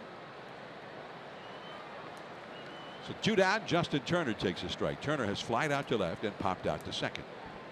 2 down, nobody on in the 5th. And Holland could use a quick inning here. He's thrown a lot of pitches early in this game.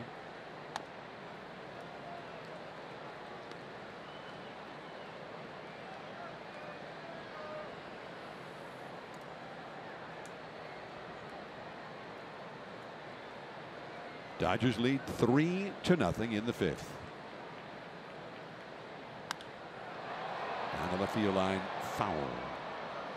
Into the crowd, 1 ball, 2 strikes. Turner suffered a broken wrist late in spring training, and he came back from the disabled list mid-May. In fact, 1 month ago today. but he did not. He's really done most of his rehab work with the Dodgers. He only played a couple of games on a rehab assignment before they activated him. 2-2 the count. Well, again, I mean, he's one of those guys who's going to lie through his teeth to get back on the field. So I don't know what percentage of health he has, but I know the effect that it has had on the other members of this Giants offense, or this Dodger offense. I mean, he's the centerpiece. They have hit way better as a team since he has come back, even though he had not done that much hitting. And this one is pulled foul once again. He had 6 at-bats in 2 rehab games with Rancho Cucamonga. And he said, hey, I feel great. He had no hits in those 6 at-bats. Just cannot. It's not possible for him to tell you anything other than I feel great. He just wants to play.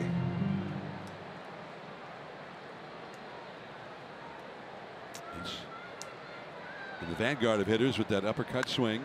And that is a shot right over the head of Crawford into left center field. He's going to take the big turn, but that ball goes right through the middle of the infield. And Huntley picks it up in foul ground along the first baseline. Well, Williamson did a great job getting to it and throwing it back in, and the quick throw stopped Turner. It really is not that bad of a pitch. I mean, he tried to cut that fastball in on the hands. Look at the elbows bend through the swing. It's really one of his strengths. I mean, he's very good middle end. And a nice play from Williamson with a 360 to throw a bullet back into the infield that absolutely froze Turner. Barry Bonds used to tell the story that when he was a young guy with the Pirates, there was an old outfielder who was a coach. As Matt Kemp comes up, he homered his last time. And I think it was Bob Skinner. I might have that. Bob Skinner or Bill Verdon, one or the other. And he told him, he says, you know, if you get rid of the ball in a hurry, you'll stop the runner going to second. He says they see the ball is already on the way. They don't think about how hard you threw it or if you have a strong. They just see it's on the way and they aren't going to make it, so they go back. And that's just what happened to Turner when Mac Williamson got rid of that ball. Absolutely the truth. A lot of times guys with really strong arms, they take a long time to get rid of the ball. Played with an outfielder in Chicago by the name of Greg Gross, who did not have a strong arm, but he had the quickest release if anybody ever saw. Nobody ran on him because of that quickness you're talking about. And that's something that he learned to do at the big league level. 1 ball, 1 strike to Kemp. Bob Skinner was a great teacher of the outfield, and that is really something that you learn when you get to the big league level, because there is no other speed like the big league level. The speed up here is different than any other level on this planet.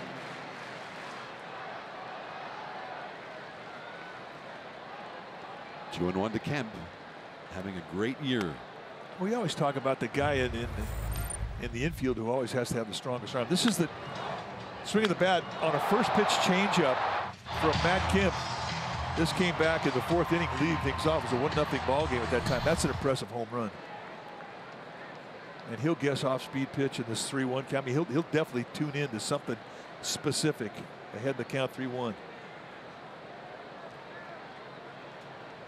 Turner at first, 2 down. And that was not close. So now 2 men on. No part of with the left-handed hitting Muncy on deck. No, I was just going to finish that thought about, usually shortstops have the best arm on the left side of the infield. Their relay arms. I mean, it's important that you have a strong arm, but Omar Vizquel never had a strong arm. Ozzie Smith never had a strong arm. But what they had exceptionally quick releases, and it allowed them to play an effective shortstop. Hall of Fame caliber shortstop. Omar always seemed to make the throw, and you kept thinking, oh, that's not very strong. And it would always get the guy. Always. Ozzie Smith the same way. Max Muncy, 100 pitches now for the night, thrown by Derek Holland. He is scheduled to lead off in the 6th inning, so he's probably not going to go more than 5 tonight. It's another 20-pitch inning. 4 of his 5 innings have been 20 pitches or more. 2 men on, 2 men out, and a hot hitter at the plate. Strike 1 call. Well, it's time to see what's happening in the Giants bullpen with Nest Cam IQ, the sharper indoor security camera with its built-in Google Assistant. You can ask it questions like, hey Google, who's number 58 in the Giants bullpen? Get yours at nest.com or nest.com. Had too many dots in there. Well, who is it? Well, it's Pierce Johnson. All right. It's good old number 58. So you ask it, and Mike Krukow will come on and tell you who it is. That's exactly right. That's old man Johnson's kid.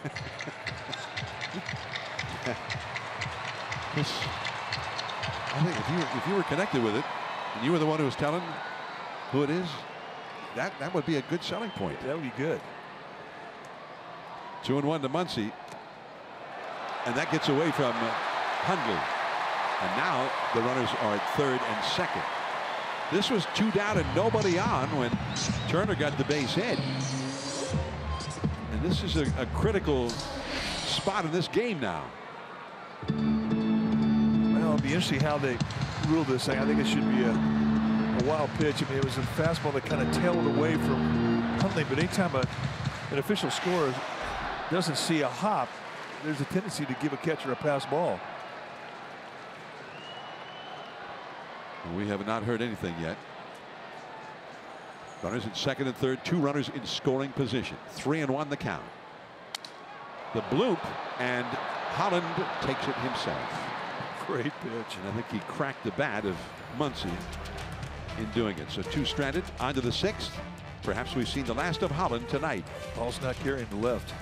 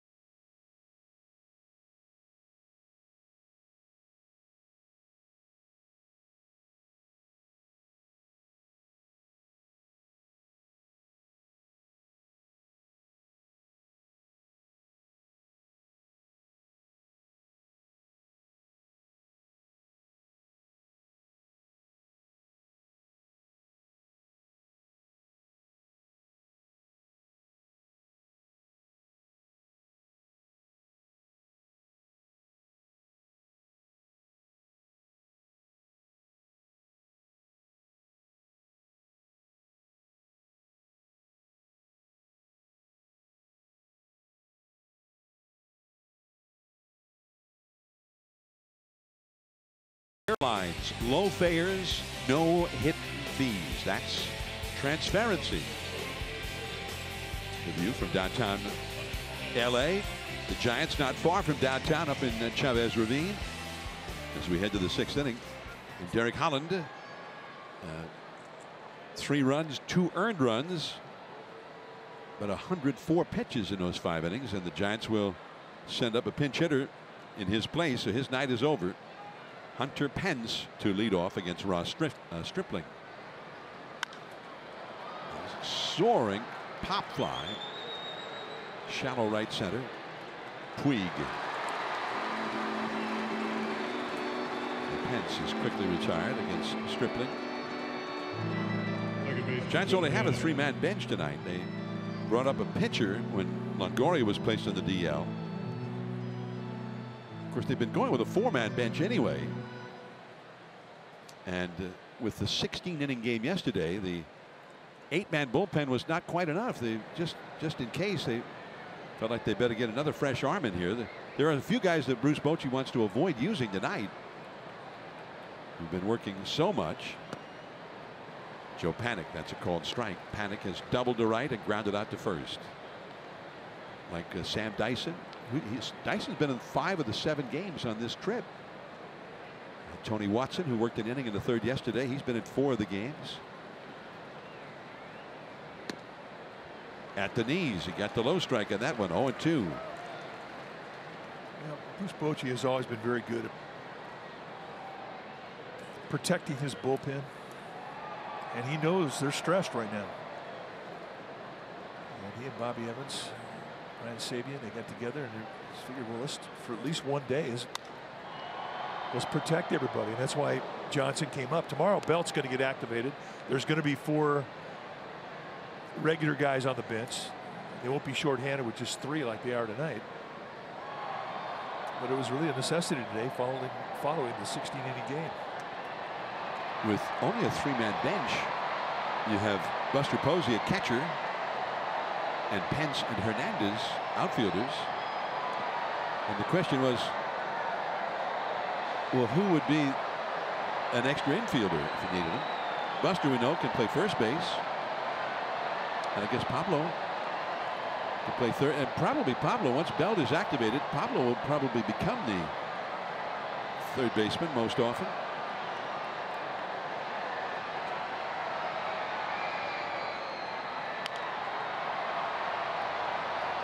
Stripling over to cover, and who got there first? Wow. Stripling had a moment where he had to find the bag. The Giants want to check the video room. It's a nice play. I mean, this is really no man's land because it puts a pitcher in an awkward position. You see Stripling kind of double toe tapping to get to the base. And you're over there trying to find the base, but you've got to look back, go across your shoulder to catch the ball. So you're kind of stabbing in the dark with your foot.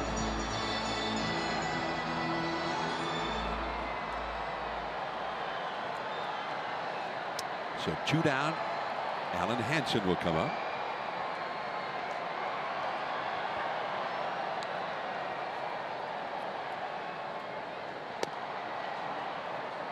Giants have only 2 hits in this game against Stripling. A 1st inning double by Panic, and then Sandoval single to left in the 5th.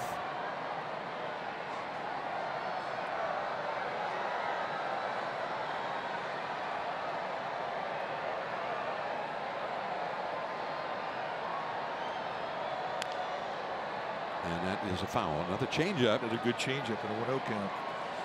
Right now it's time for Papa Murphy's Who's Hot. Alan Hansen has been that guy the last 11 games, hitting .435 with a home run, a triple, 4 doubles, and 5 ribeyes. He has been Papa Murphy's Who's Hot.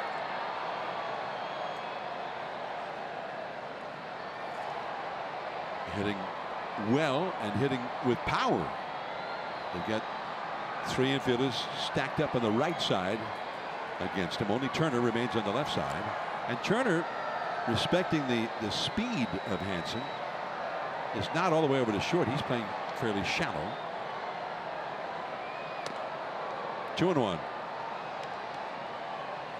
Giants have not been able to figure out Stripling. He has not allowed them a lot of comfortable swings where they've had both cheeks into it. They have not been able to get time to the fastball. There just have not been that many hard hit balls against him. Now it's 3-1. Hansen, even with his 0 for 2 tonight, is hitting .329 for the Giants so far.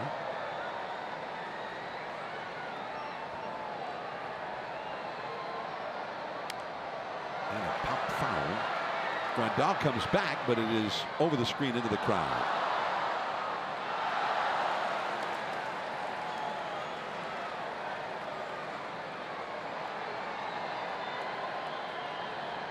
Giants have Pierce Johnson getting ready in the bullpen. He'll be coming on in the last of the 6th inning in relief of Holland. But Hansen, there's Pierce Johnson, the big right-hander, with Matt Hergis alongside. 3-2 the count.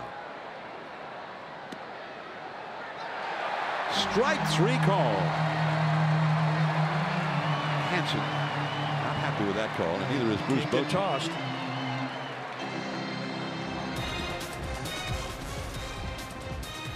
It's a low fastball. We haven't seen a lot of these called strike three. I understand it, but he's got to stay in this game.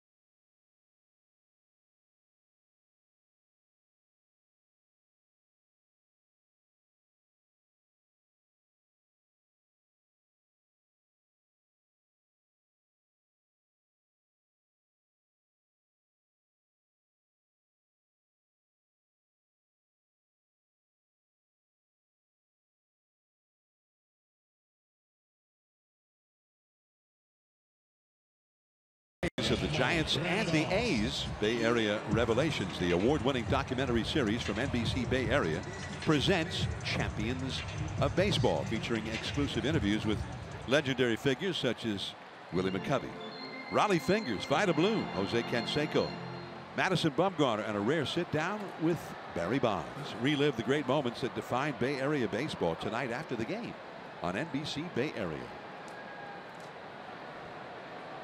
That sounds pretty good. Here is Grandal against the new Giants pitcher, Pierce Johnson.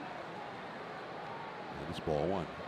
We were told that Johnson had not worked in a game since the 10th, which is this past Sunday, so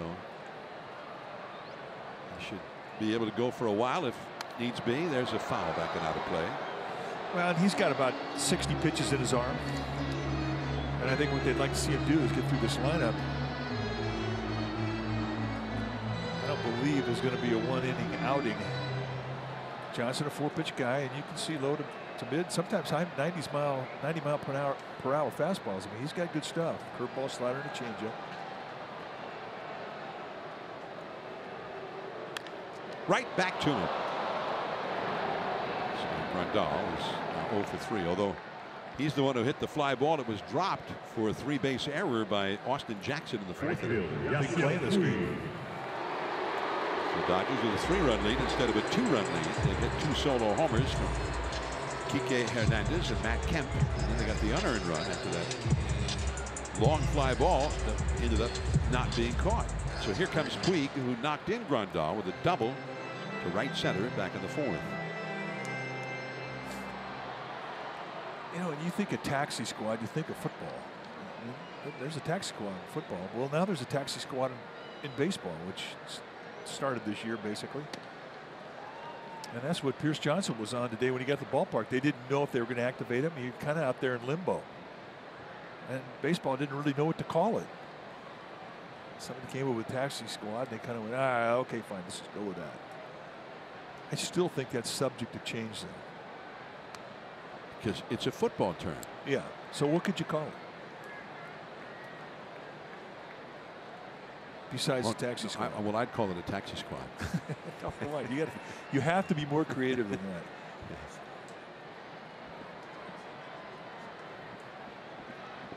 Yes. 2-0 the count to Puig. Well, Norm, our stat guy, just said the Uber squad. Oh, there we go.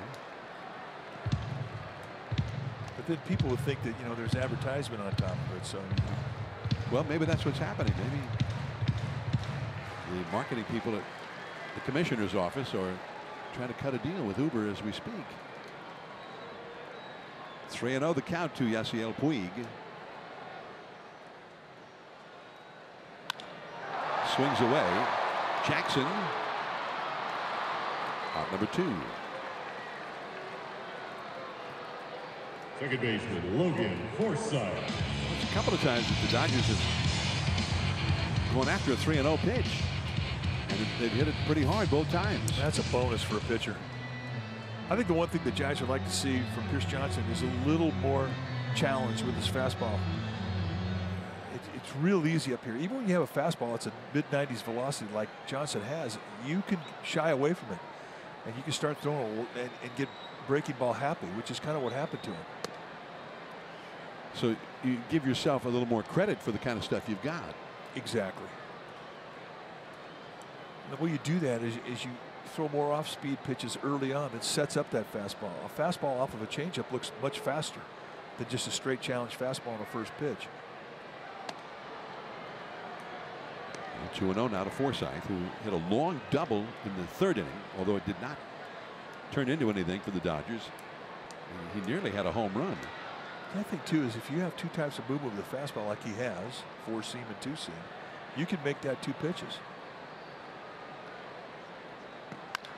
That was drilled to center field. Forsythe with count leverage sitting on a 2-0 count. Johnson didn't want to walk him. But the point being, if you start out at bat with 2 4-seam fastballs, now you miss both times. That movement, that speed of the 4-seam fastball is in the mind of the hitter. Now on a 2-0 count, you throw a 2-seam fastball over the middle of the plate. That's different movement. That gets off the sweet spot. That runs up the bat of a right-hander from a right-handed pitcher. So maybe it turns into a pop-up or a ground ball. You jam him, you get the ground ball. 1 ball and no strikes to Stripling, who's had a sacrifice bunt and has been called out on strikes. And those are some of the nuances you learn up here. And there's a great sophistication here. Big league hitters and big league pitchers, the relationship that they have. And the more a guy faces a hitter, the more creative you have to be. 1 ball, 1 strike. That one back out of play. I once asked Dwayne Kuiper, how many times do you need to see a guy before you really felt comfortable with him? He said 5 times. He said, I know everything about him. Well, Buster Posey, I mean, he's faced Clayton Kershaw over 100 times. Not a lot of surprises there. Brandon Crawford, and the Forsythe at second ends the inning. On to the 7th. McCutchen, Crawford, Sandoval coming up.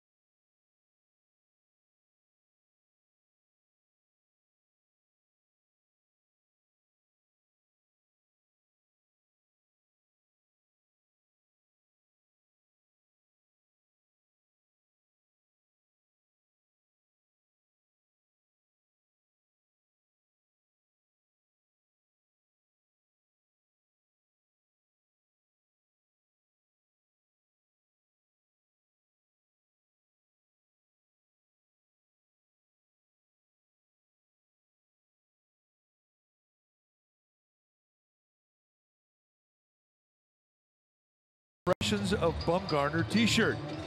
presented by StubHub. You can enjoy summer baseball as the Giants take on the Padres.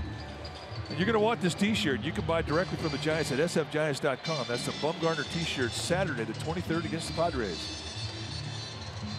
We're heading to the 7th inning as we see the view from high above downtown Los Angeles.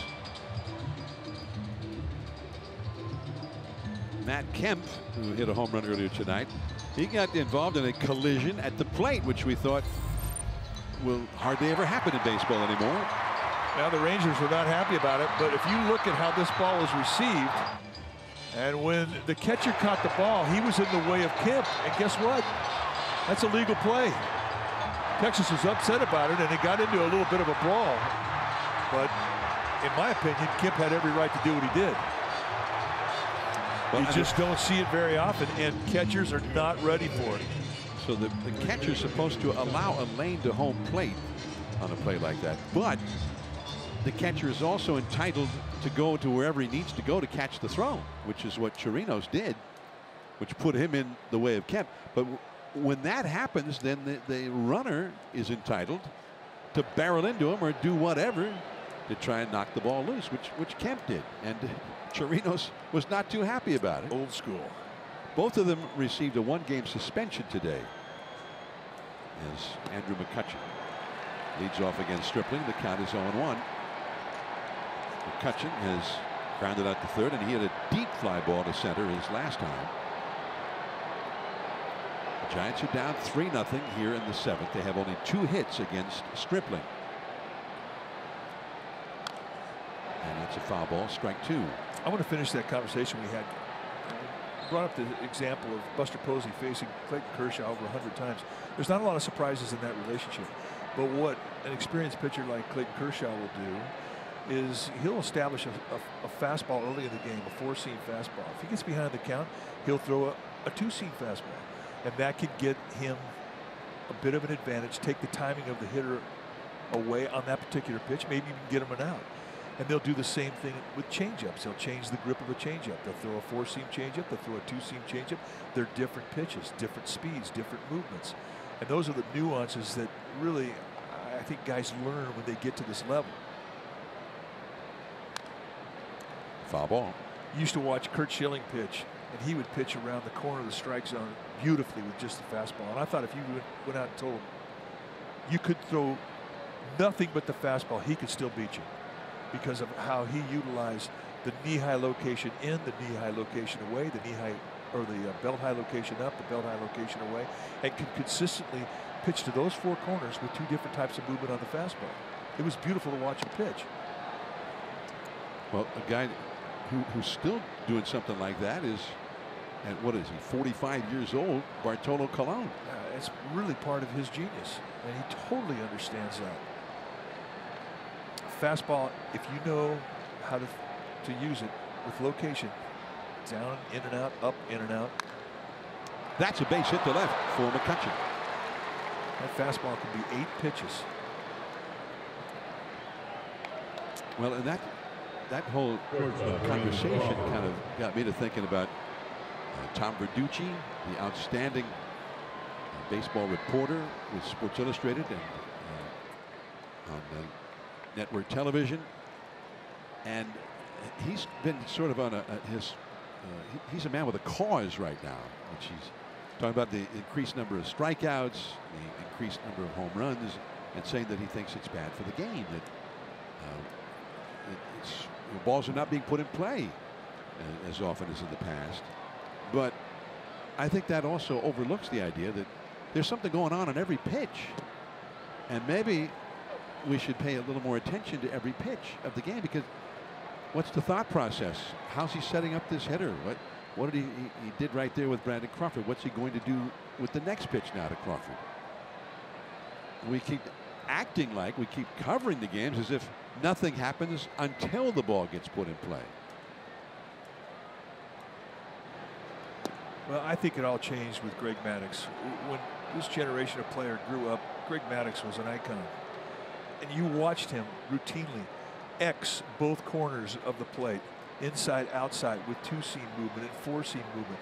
Then he had a changeup that he could do the same thing with. And occasionally he'd throw a curveball just to stay in shape. Didn't even really need it. But it was just beautiful to watch him change movement and use corners as weapons. I mean, and his uncanny ability to command those things, it put it in the mind of everybody watching that there were things that you could do with just a fastball that were effective. And then, of course, his ability to read hitters, know their swing types, and then apply movement against their strengths. I mean, that was his genius. But now we see young pitchers coming up to the big leagues, 21, 22, 23 years old, and they have 6 types of movement that they can throw. They may not understand how to use it, but it's still 6 different types of movement with a mid-90s to high 90 velocity. That is uncanny.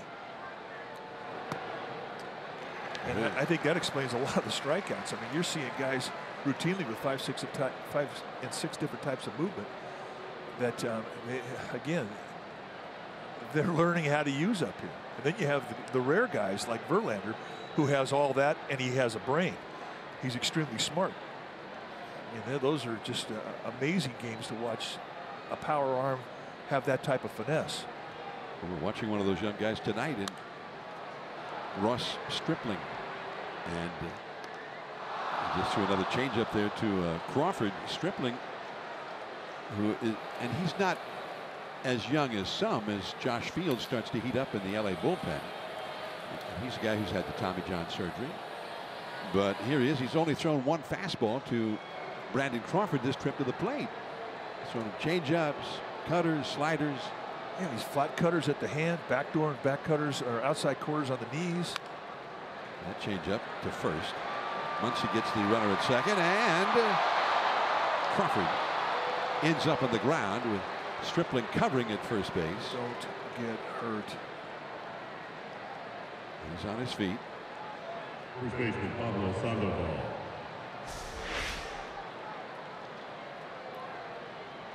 Awkward play for a pitcher coming over to cover first base. I mean, you oftentimes can have your foot going completely across the bag, trying to find the bag. And really, there wasn't a whole lot of bag for Crawford to step onto. This could have been disaster. I mean, Stripling could have had his season ended right there. He could have had an Achilles snapped, and you could have seen an ankle break there from Crawford. And this is a dangerous play. Man, Stripling cannot let that happen. I know, guys, you get focused on getting the out and whatnot, but you cannot leave yourself exposed like that. Ask Tim Hudson. And Hudson wasn't even close to as exposed as that when he had his season ended in a play. I think it was in New York against the Mets. So here is Pablo, 1 out, Crawford aboard. Pablo, who singled right along the third baseline his last time, is 1 for 2. Anyway, just to finish up the conversation, there's a lot going on out there in this generation of player, in this generation of pitcher, that I don't think we've ever seen in any other generation. I mean, when we came up in the late 70s and through the 80s, it was rare to see a guy with a changeup. Now everybody's got one. Some guys are throwing changeups and splits. Cutters. They perfected the cutter. Well, it was still common to see guys work on 4-man rotations. You had a 4-man rotation. The bullpen guys were the guys who really weren't good enough to be one of those 4 guys. You had a ton of guys that were just sinker slider guys. And you wanted those starters to go the distance if they could. And you only took them out if they started to lose it. But that has changed a lot now. There's Rick Honeycutt, the Dodger pitching coach. They've got their bullpen ready back of Stripling, who has been superb tonight. And I think that the game has really progressed in the ability to teach these pitches to where guys can get a feel of them, to where they can throw them behind in the plate.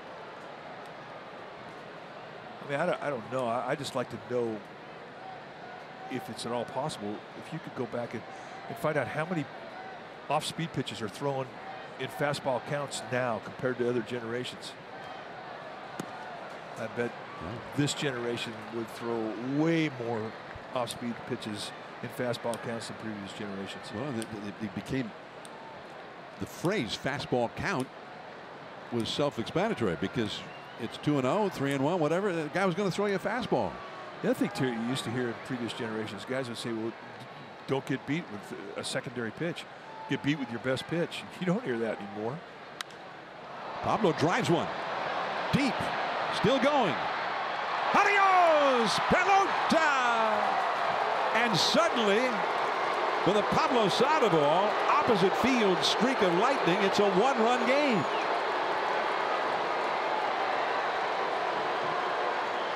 So Pablo, with his second hit of the game, puts the Giants on the board. Pretty sweet at bat there for the Panda.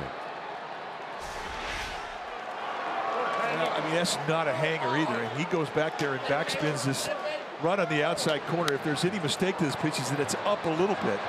It allowed the flat swing of Sandoval to backspin it. But what an impressive at bat. And you talk about putting a team right back in this ball game. That's what that swing of the bat did. And it's going to end the night for Stripling. His final pitch launched into the Dodger bullpen. Pablo Sandoval with his 5th home run of the year. Fields coming in. Hundley coming up.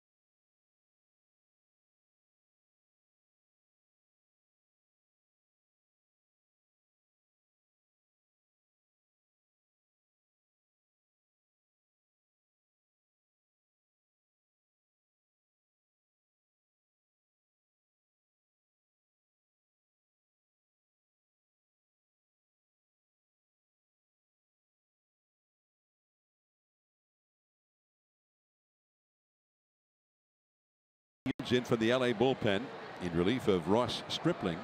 Nick Hundley at the plate. You see Fields' numbers for the year. And the curveball for a called strike. A rare curveball. I mean, he's a guy who's got a great fastball. It's a mid to high 90s fastball, and he's got a curveball and a changeup. But I mean, he likes the fastball. You're going to see it most of the time. Nick Hundley has flied out to right and struck out. Another curveball. That's foul. Turner came over, but in foul ground. 0-2 the count. Williamson on deck. Pablo Sandoval. What an at bat that was. And then hitting one with authority. And really a pitcher's kind of a pitch. As you described it, not a hanger.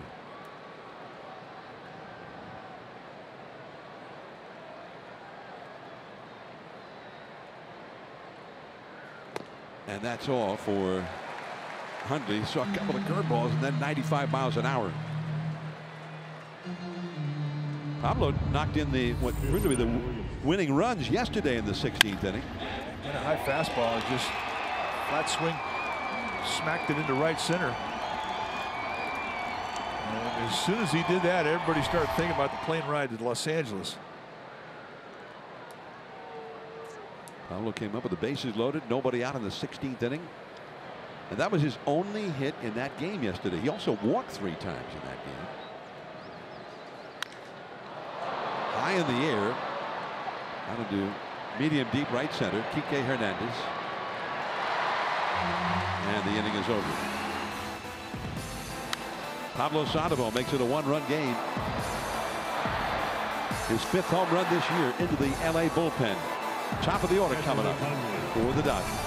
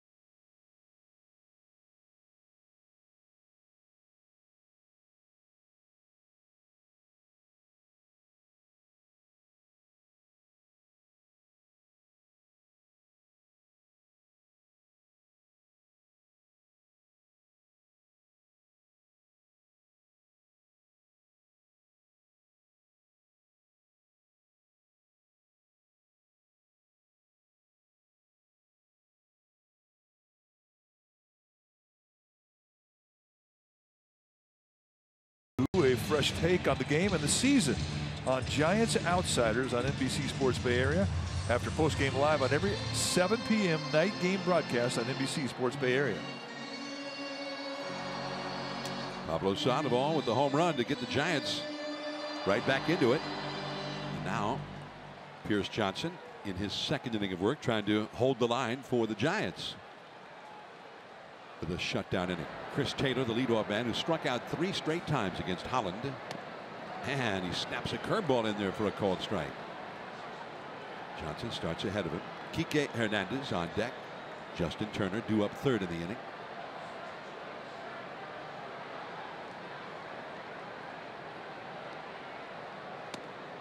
Oh, 2.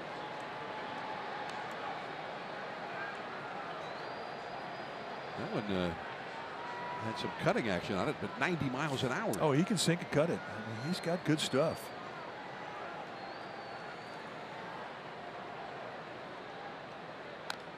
Just got a piece of it. Well, he's thinking about that piece too. He's got 3 strikeouts under his belt right now. He's sitting in an 0-2 count.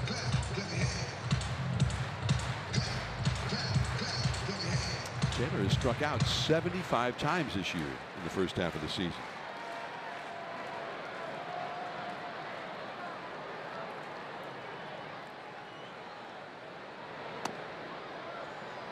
One and 2. Dodgers got a run in the 1st on a Kike Hernandez homer. Kemp homered in the 4th. And then they got the unearned run on the double by Puig and a 3-0 lead. Sandoval's 2-run homer here in the 7th makes it 3-2 LA. And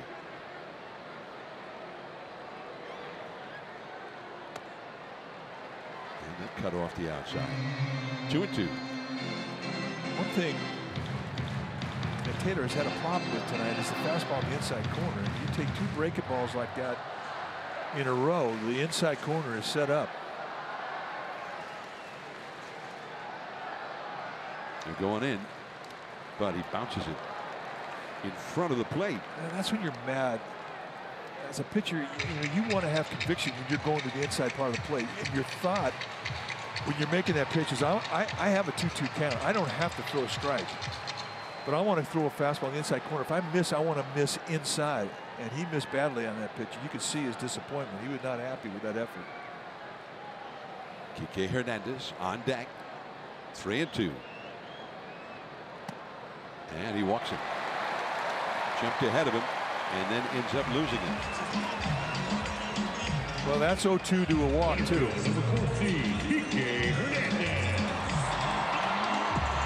And it more than ticks you off. It rattles your confidence. And that's worse. This will be a big matchup right here for Pierce Johnson.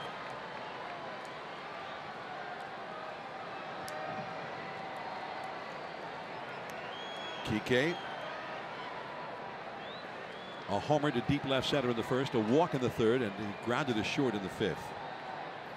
He really got victimized on an excellent play by Brandon Crawford.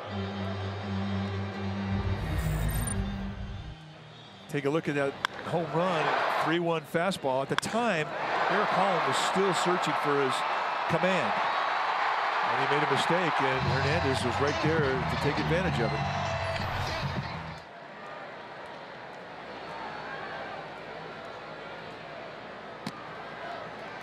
One ball and no strikes. Counted the knees with two-seam movement. He's down there where he wants to be. He's got two good pitches to get ground balls with, and you just saw the sinker. He's also got a good hard slider that throwing down around the knees, it can get a ground ball as well.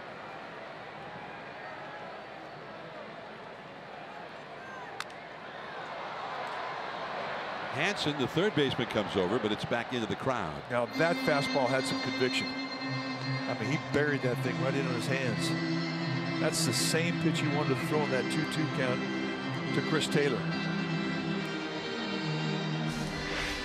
I mean, he gets this thing in there. Goes right up the bat.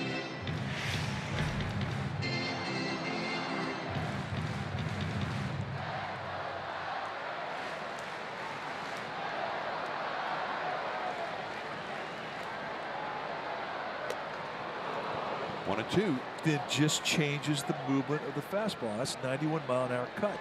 And you look at the location of it, and you say, well, wait a second, that's a good pitch to hit. Not after you saw the 1-0 fastball with movement burrowing in on his hands.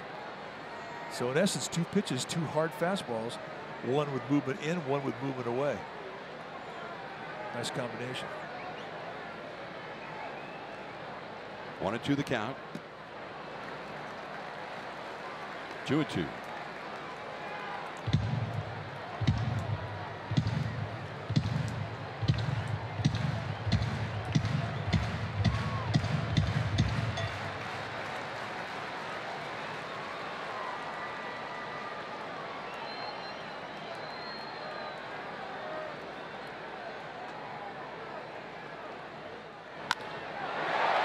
Going back, Williamson gets there. Oh, nice jump. Hernandez hit that ball very hard. Little liner into the glove of Williamson. Number 10. Every time he's hit the ball hard tonight, he's hit the ball hard. Remember when he one-hopped Crawford with that bullet? Well, here's another seed. I mean, he used to be a guy who used to think, well, yeah, throw up there against lefties, he's going to do well. He's not going to do well against righties. You can't say that anymore. At least not tonight.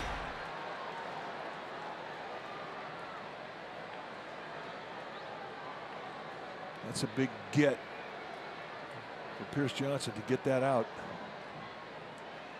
Justin Turner, 1 for 3 in the game. Hit a single his last time. Taylor, if you don't keep an eye on him, he's liable to steal a base. Although he has not had success. Tried to steal this year, 3 steals, and he's been thrown out 5 times. Last year he was the Dodgers' top base stealer. 3-2, LA leading. Look out. That almost got him. 1 ball, no strikes. Matt Kemp on deck.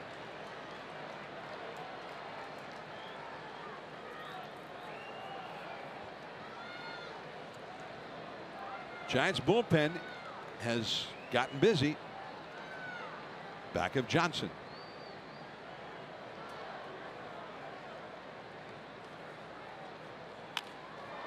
Pop fly. Crawford Out number 2. Another good conviction fastball in on the hands. And as we talked about earlier, Justin Turney, when he's healthy, he's not an easy guy to jam. There's the activity you're talking about, Will Smith. That Turner, though, that's why he gets so close to the plate. He's right on top of the plate, and yet he's able to handle most of that stuff on the inside, but he's coming back from a broken wrist, and he's not been the same. So 2 down. Here is Matt Kemp. He hasn't been the same either, except for the Dodgers. That's in a good way. Man, he's the Kemp of old.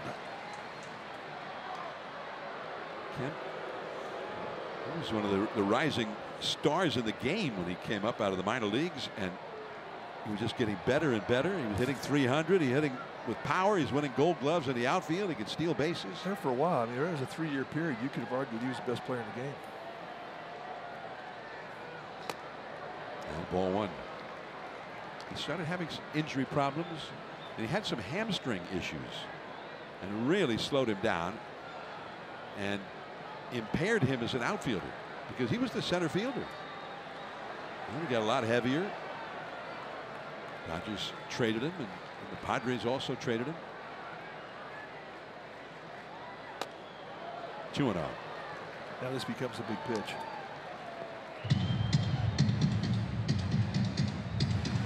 Kemp, who has been one of the best hitters in the National League this year, hitting .336. He hit his 11th home run of the year tonight in the 4th inning. Yeah, he's got to come to him right now. You can't walk Kemp and put a man in scoring position.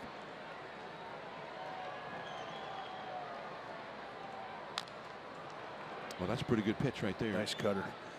He saw 2 different types of movement to fall behind 2-0. Then in a 2-0 count, he throws that cutter at 89.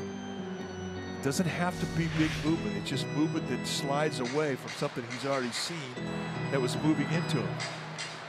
It just gets out to the end of the bat. Very compact throwing motion. 2 balls and a strike. Taylor at first, 2 down.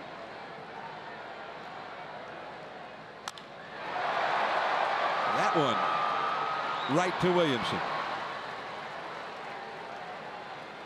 On to the 8th inning.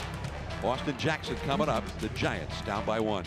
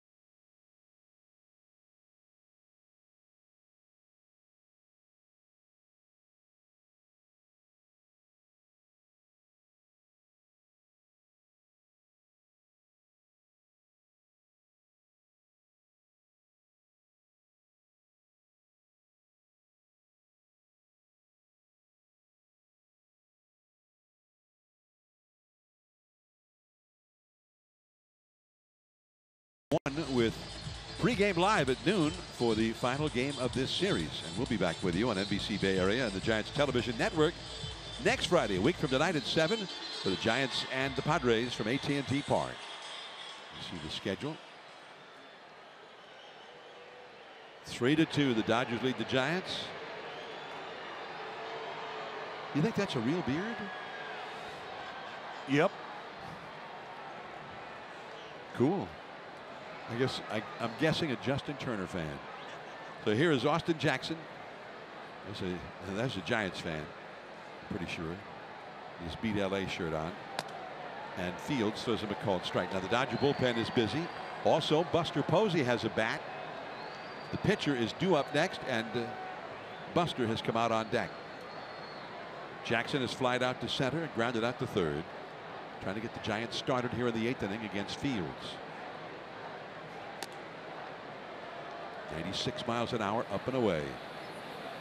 And Scott Alexander up in the bullpen. Posey is indeed going to hit. I mean, you really have to pat Pierce Johnson on the back. I mean, he really pitched well tonight, especially with the fastball.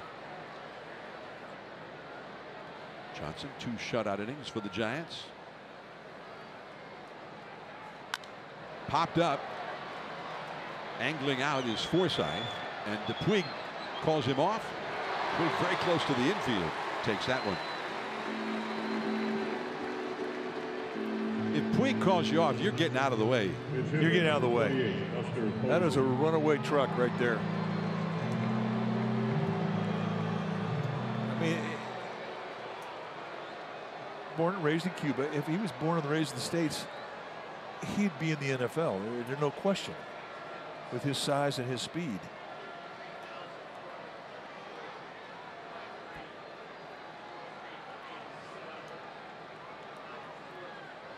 Buster Posey, the pinch hitter, caught all 16 innings yesterday in Miami. And that's in there for a called strike.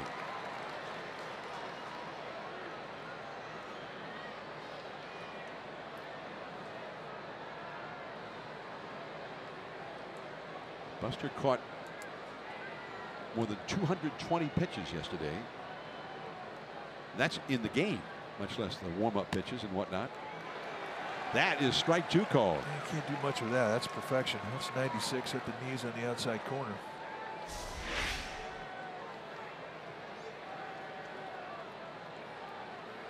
Just be thankful it's not the 3rd strike.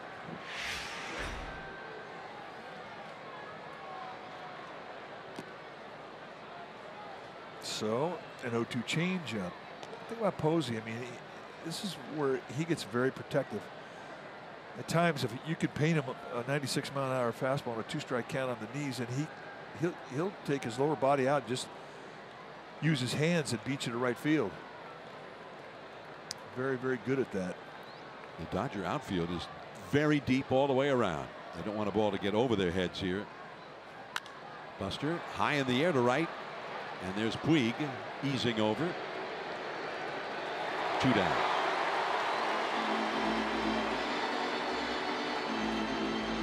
And with the leadoff man, a left-handed hitter, Panic, coming up, Dave Roberts is going to bring in that left-hander from the bullpen. It's Alexander. They're trying to get it to Kenley Jansen, the closer. So a new pitcher will come in. 2 down, bases empty. Joe Panic coming up. The Giants trailing 3-2, and we'll be right back to LA.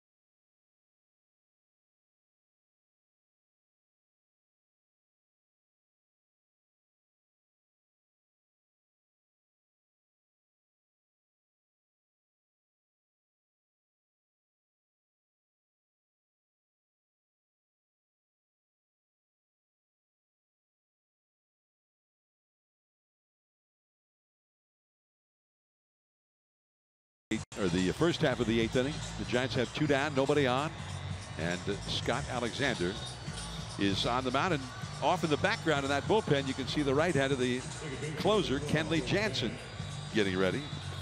Take a look at the year for Alexander, and he's unique in that he's got a high velocity fastball. It goes low to mid 90s, but it got lots of sink. He's got a sinker, slider, and a changeup.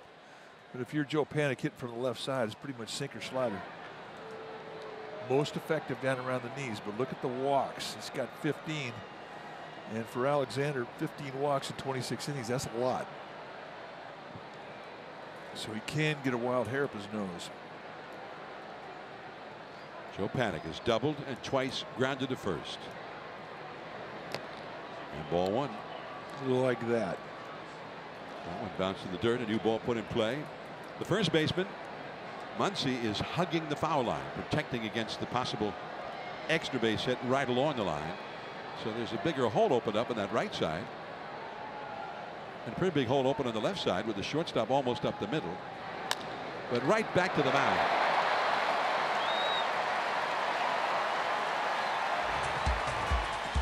And when the Giants come up in the 9th, it'll be Kenley Jansen time. 3-2 LA.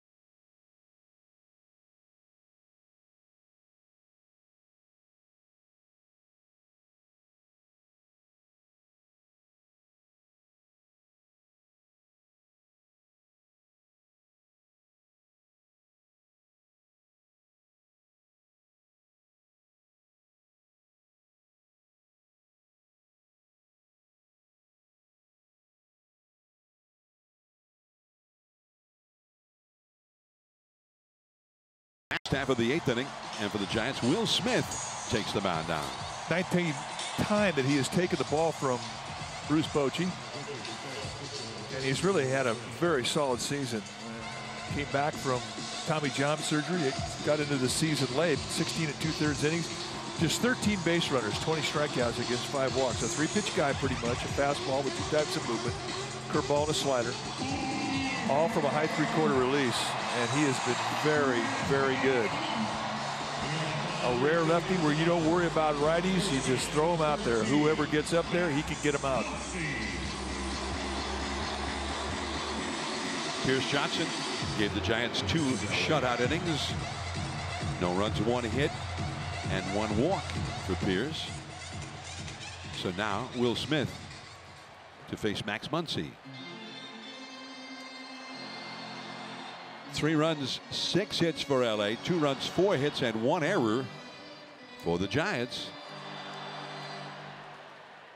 And that 1 error is sort of looming over the proceedings, with it being a 1-run game that led to an unearned run for the Dodgers. And that one breaks through there for a called strike.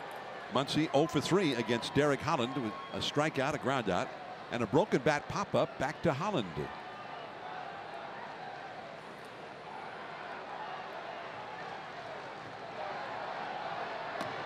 And that's also in there. Strike 2 call. It's just so hard to hang in there because the break on it, when you're hitting from the left side, it'll literally start off at your shoulder or just below your shoulder and come all the way across the plate. So you think that ball's coming at you when it leaves his hand.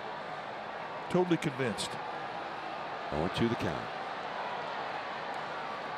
And he went around with it. Strike 3. It's a 3-pitch see with 3 breaking balls. Catcher number 9, Yasmani Grandal. But it gives you an idea of just how nasty the snap is. Once he just overmatched. 3 good curveballs. So here comes Grandal, who has flied out to left center. He's the one who reached on the deep fly ball to center that hit off the glove of Jackson for an error. He, a little bit later, scored the 3rd LA run. There is Kenley Jansen, the Dodger big closer, getting ready for the 9th inning. Grandal hit a comebacker his last time. So he is hitless in the game, but has had a huge hand in why the Dodgers are leading this game. He also, his deep fly ball that was dropped wasn't that far away from being a home run. He hit it pretty well.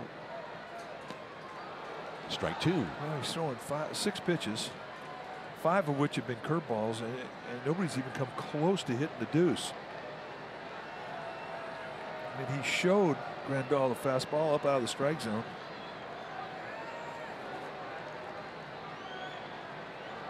1-2.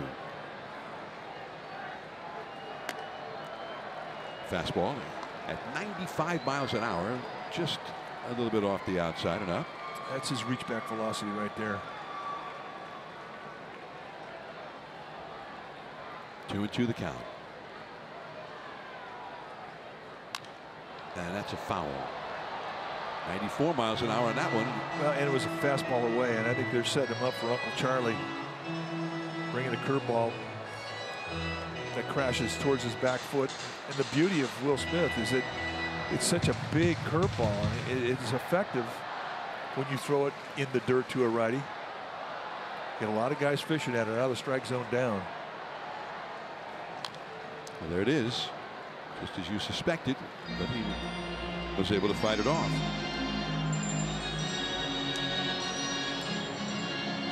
Madison Bumgarner starts for the Giants here tomorrow in the 5:15 twilight start. Bumgarner versus Alex Wood, a couple of lefties head to head. And he struck him out with a 94-mile-an-hour fastball.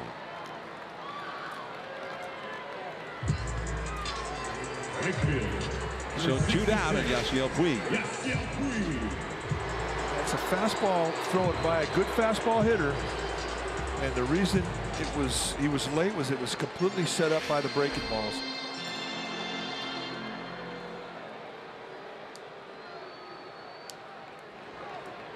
Puig is the one who knocked in the run by which the Dodgers lead right now.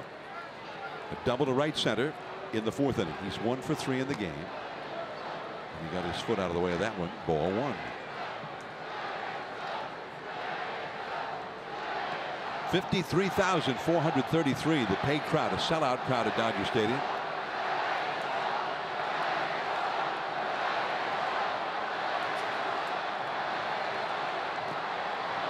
And the foul ball, or maybe he didn't even touch that one. 1 ball, 1 strike. No foul ball signal given from Cuzzy, the plate umpire.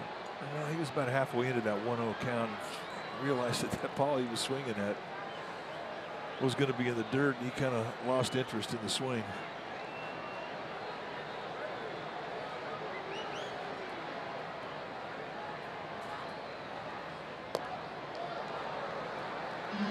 Two and 1.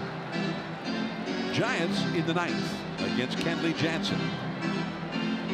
Have Alan Hansen, the switch hitter, Andrew McCutchen, the right-handed hitter, and Brandon Crawford, a left-handed hitter. So they have 3 of their hottest hitters going against Jansen in the 9th.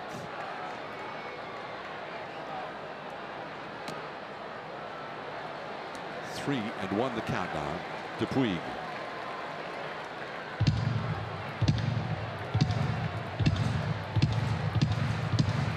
Pablo Sandoval would be due up 4th in the inning. Then get somebody on base against Jansen. 3 and 1 the count. And a high fly along the right field line, twisting back and into the crowd. Full count.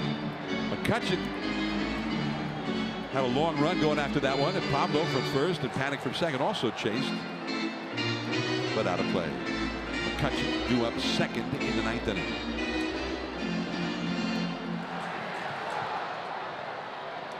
Dodgers got all of their runs in the first 4 innings against Derek Holland. That ball is smoked deep and foul. Way more distance than necessary for a home run, but lacking in accuracy. It felt good. A foul ball home run. A little height on that breaking ball. He just goes and yanks it. 3-2. Popped it up. Middle of the infield. Now here comes Pablo. Staggering. Oh, that was not easy. 3 up, 3 down. A great job by Smith. Last chance for the Giants. Hanson, McCutcheon, and that man, Brandon Crawford, coming up.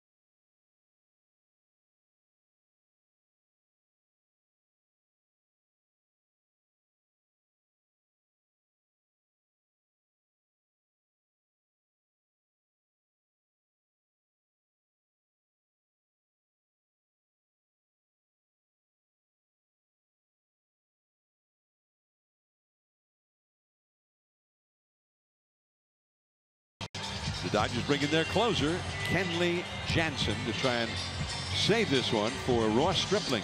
Take a look at the year that he's having. 15 saves out of 17 opportunities. Averaging a strikeout an inning, which is kind of down from what we've seen in the past. Still, not an easy guy to square up. You see a low 90s cut. He can still throw mid to high 90s fastballs without the cut. And he's got a curveball. But pretty much you're going to see cut. Jock Peterson's in the game now as a defensive replacement in left field. He has given up 4 home runs this year in 30 and 2/3 innings. Hanson, there's a cutter. And well, the umpire just ruled it a swing. So I guess it didn't tick off the bat. I thought it was a foul, but just ruled a swing. Strike 1. Hanson has struck out, grounded out, and struck out again. Jock Peterson now at left field for the Dodgers, replacing Matt Kemp defensively and hitting in the 9th spot. 1-1. The season began, Jansen was not himself. There was some real concern. And as time has gone on, he has started looking more like the old Kenley Jansen again. His velocity is back, but they slow played him in spring training. They didn't want to overthrow him.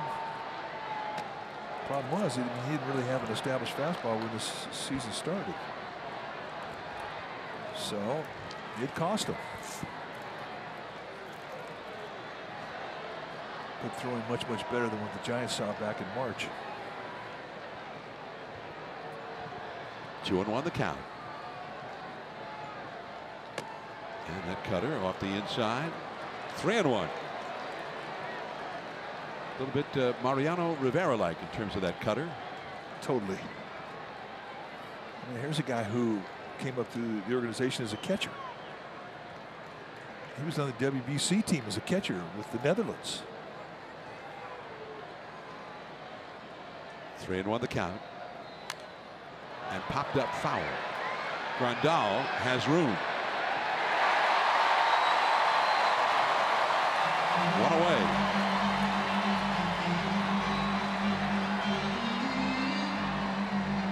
Number 22, Andrew McCutchen. And an 0 for 4 night for Hansen. Here's McCutchen, who has grounded a third, flied out deep to center, and singled to left. Giants down by a run. 3-2 LA, 9th inning. And they go into the overshift on the infield for McCutchen, which is pretty commonplace now. Just about everybody will do that against him. The outfield is very deep all the way around. Off the inside.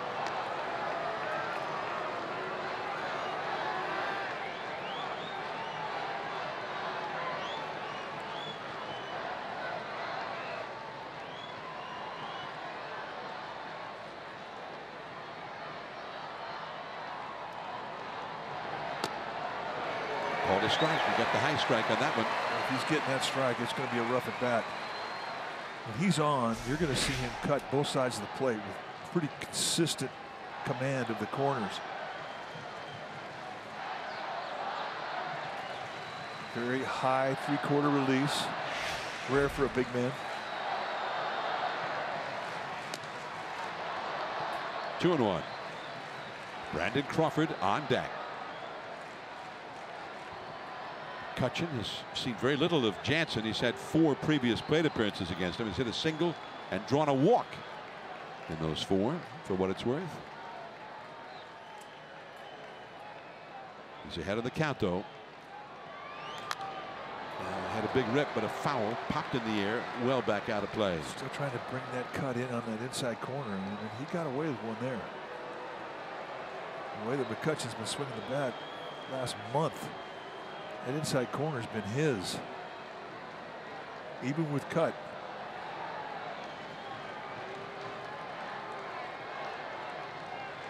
Two and 2 the count.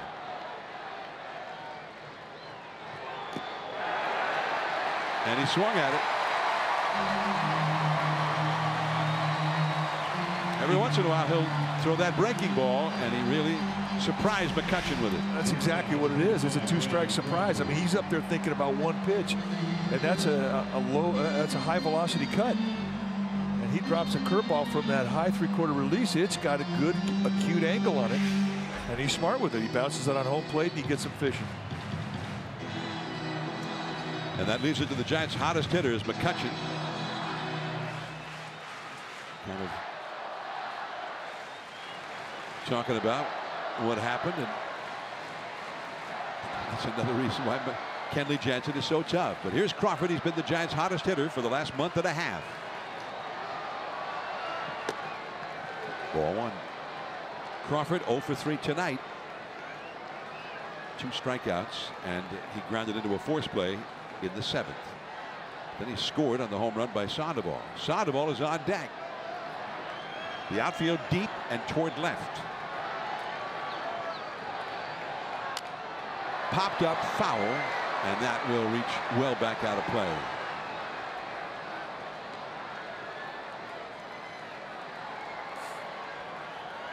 Giants down to their final out.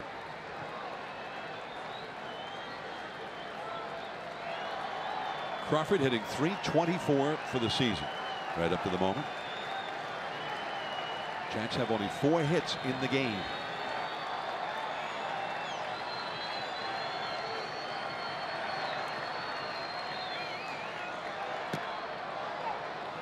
Two and 1. Crawford has seen a lot of Jansen, maybe too much for as tough as Jansen is. 16 career at bats against him and only 3 hits.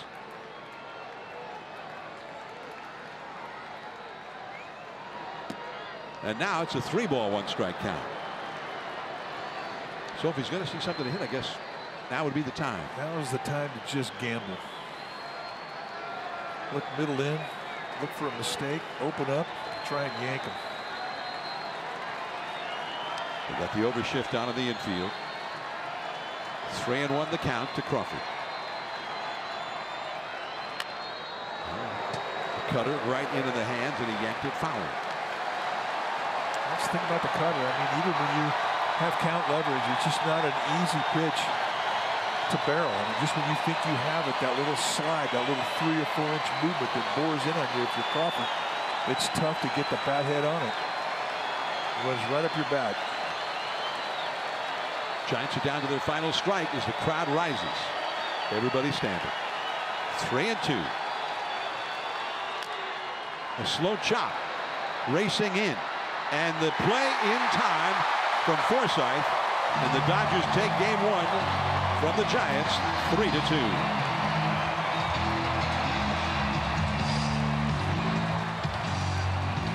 So the Giants, after their long flight, and they gave them a battle, a 1-run game, and ultimately Kenley Jansen. Well, it turns out the difference in this ball game was an error and an unearned run and a very frustrating loss as they start this 3-game series here in LA. Dodgers stay hot. We're going to be back with more from LA. Please stay with us.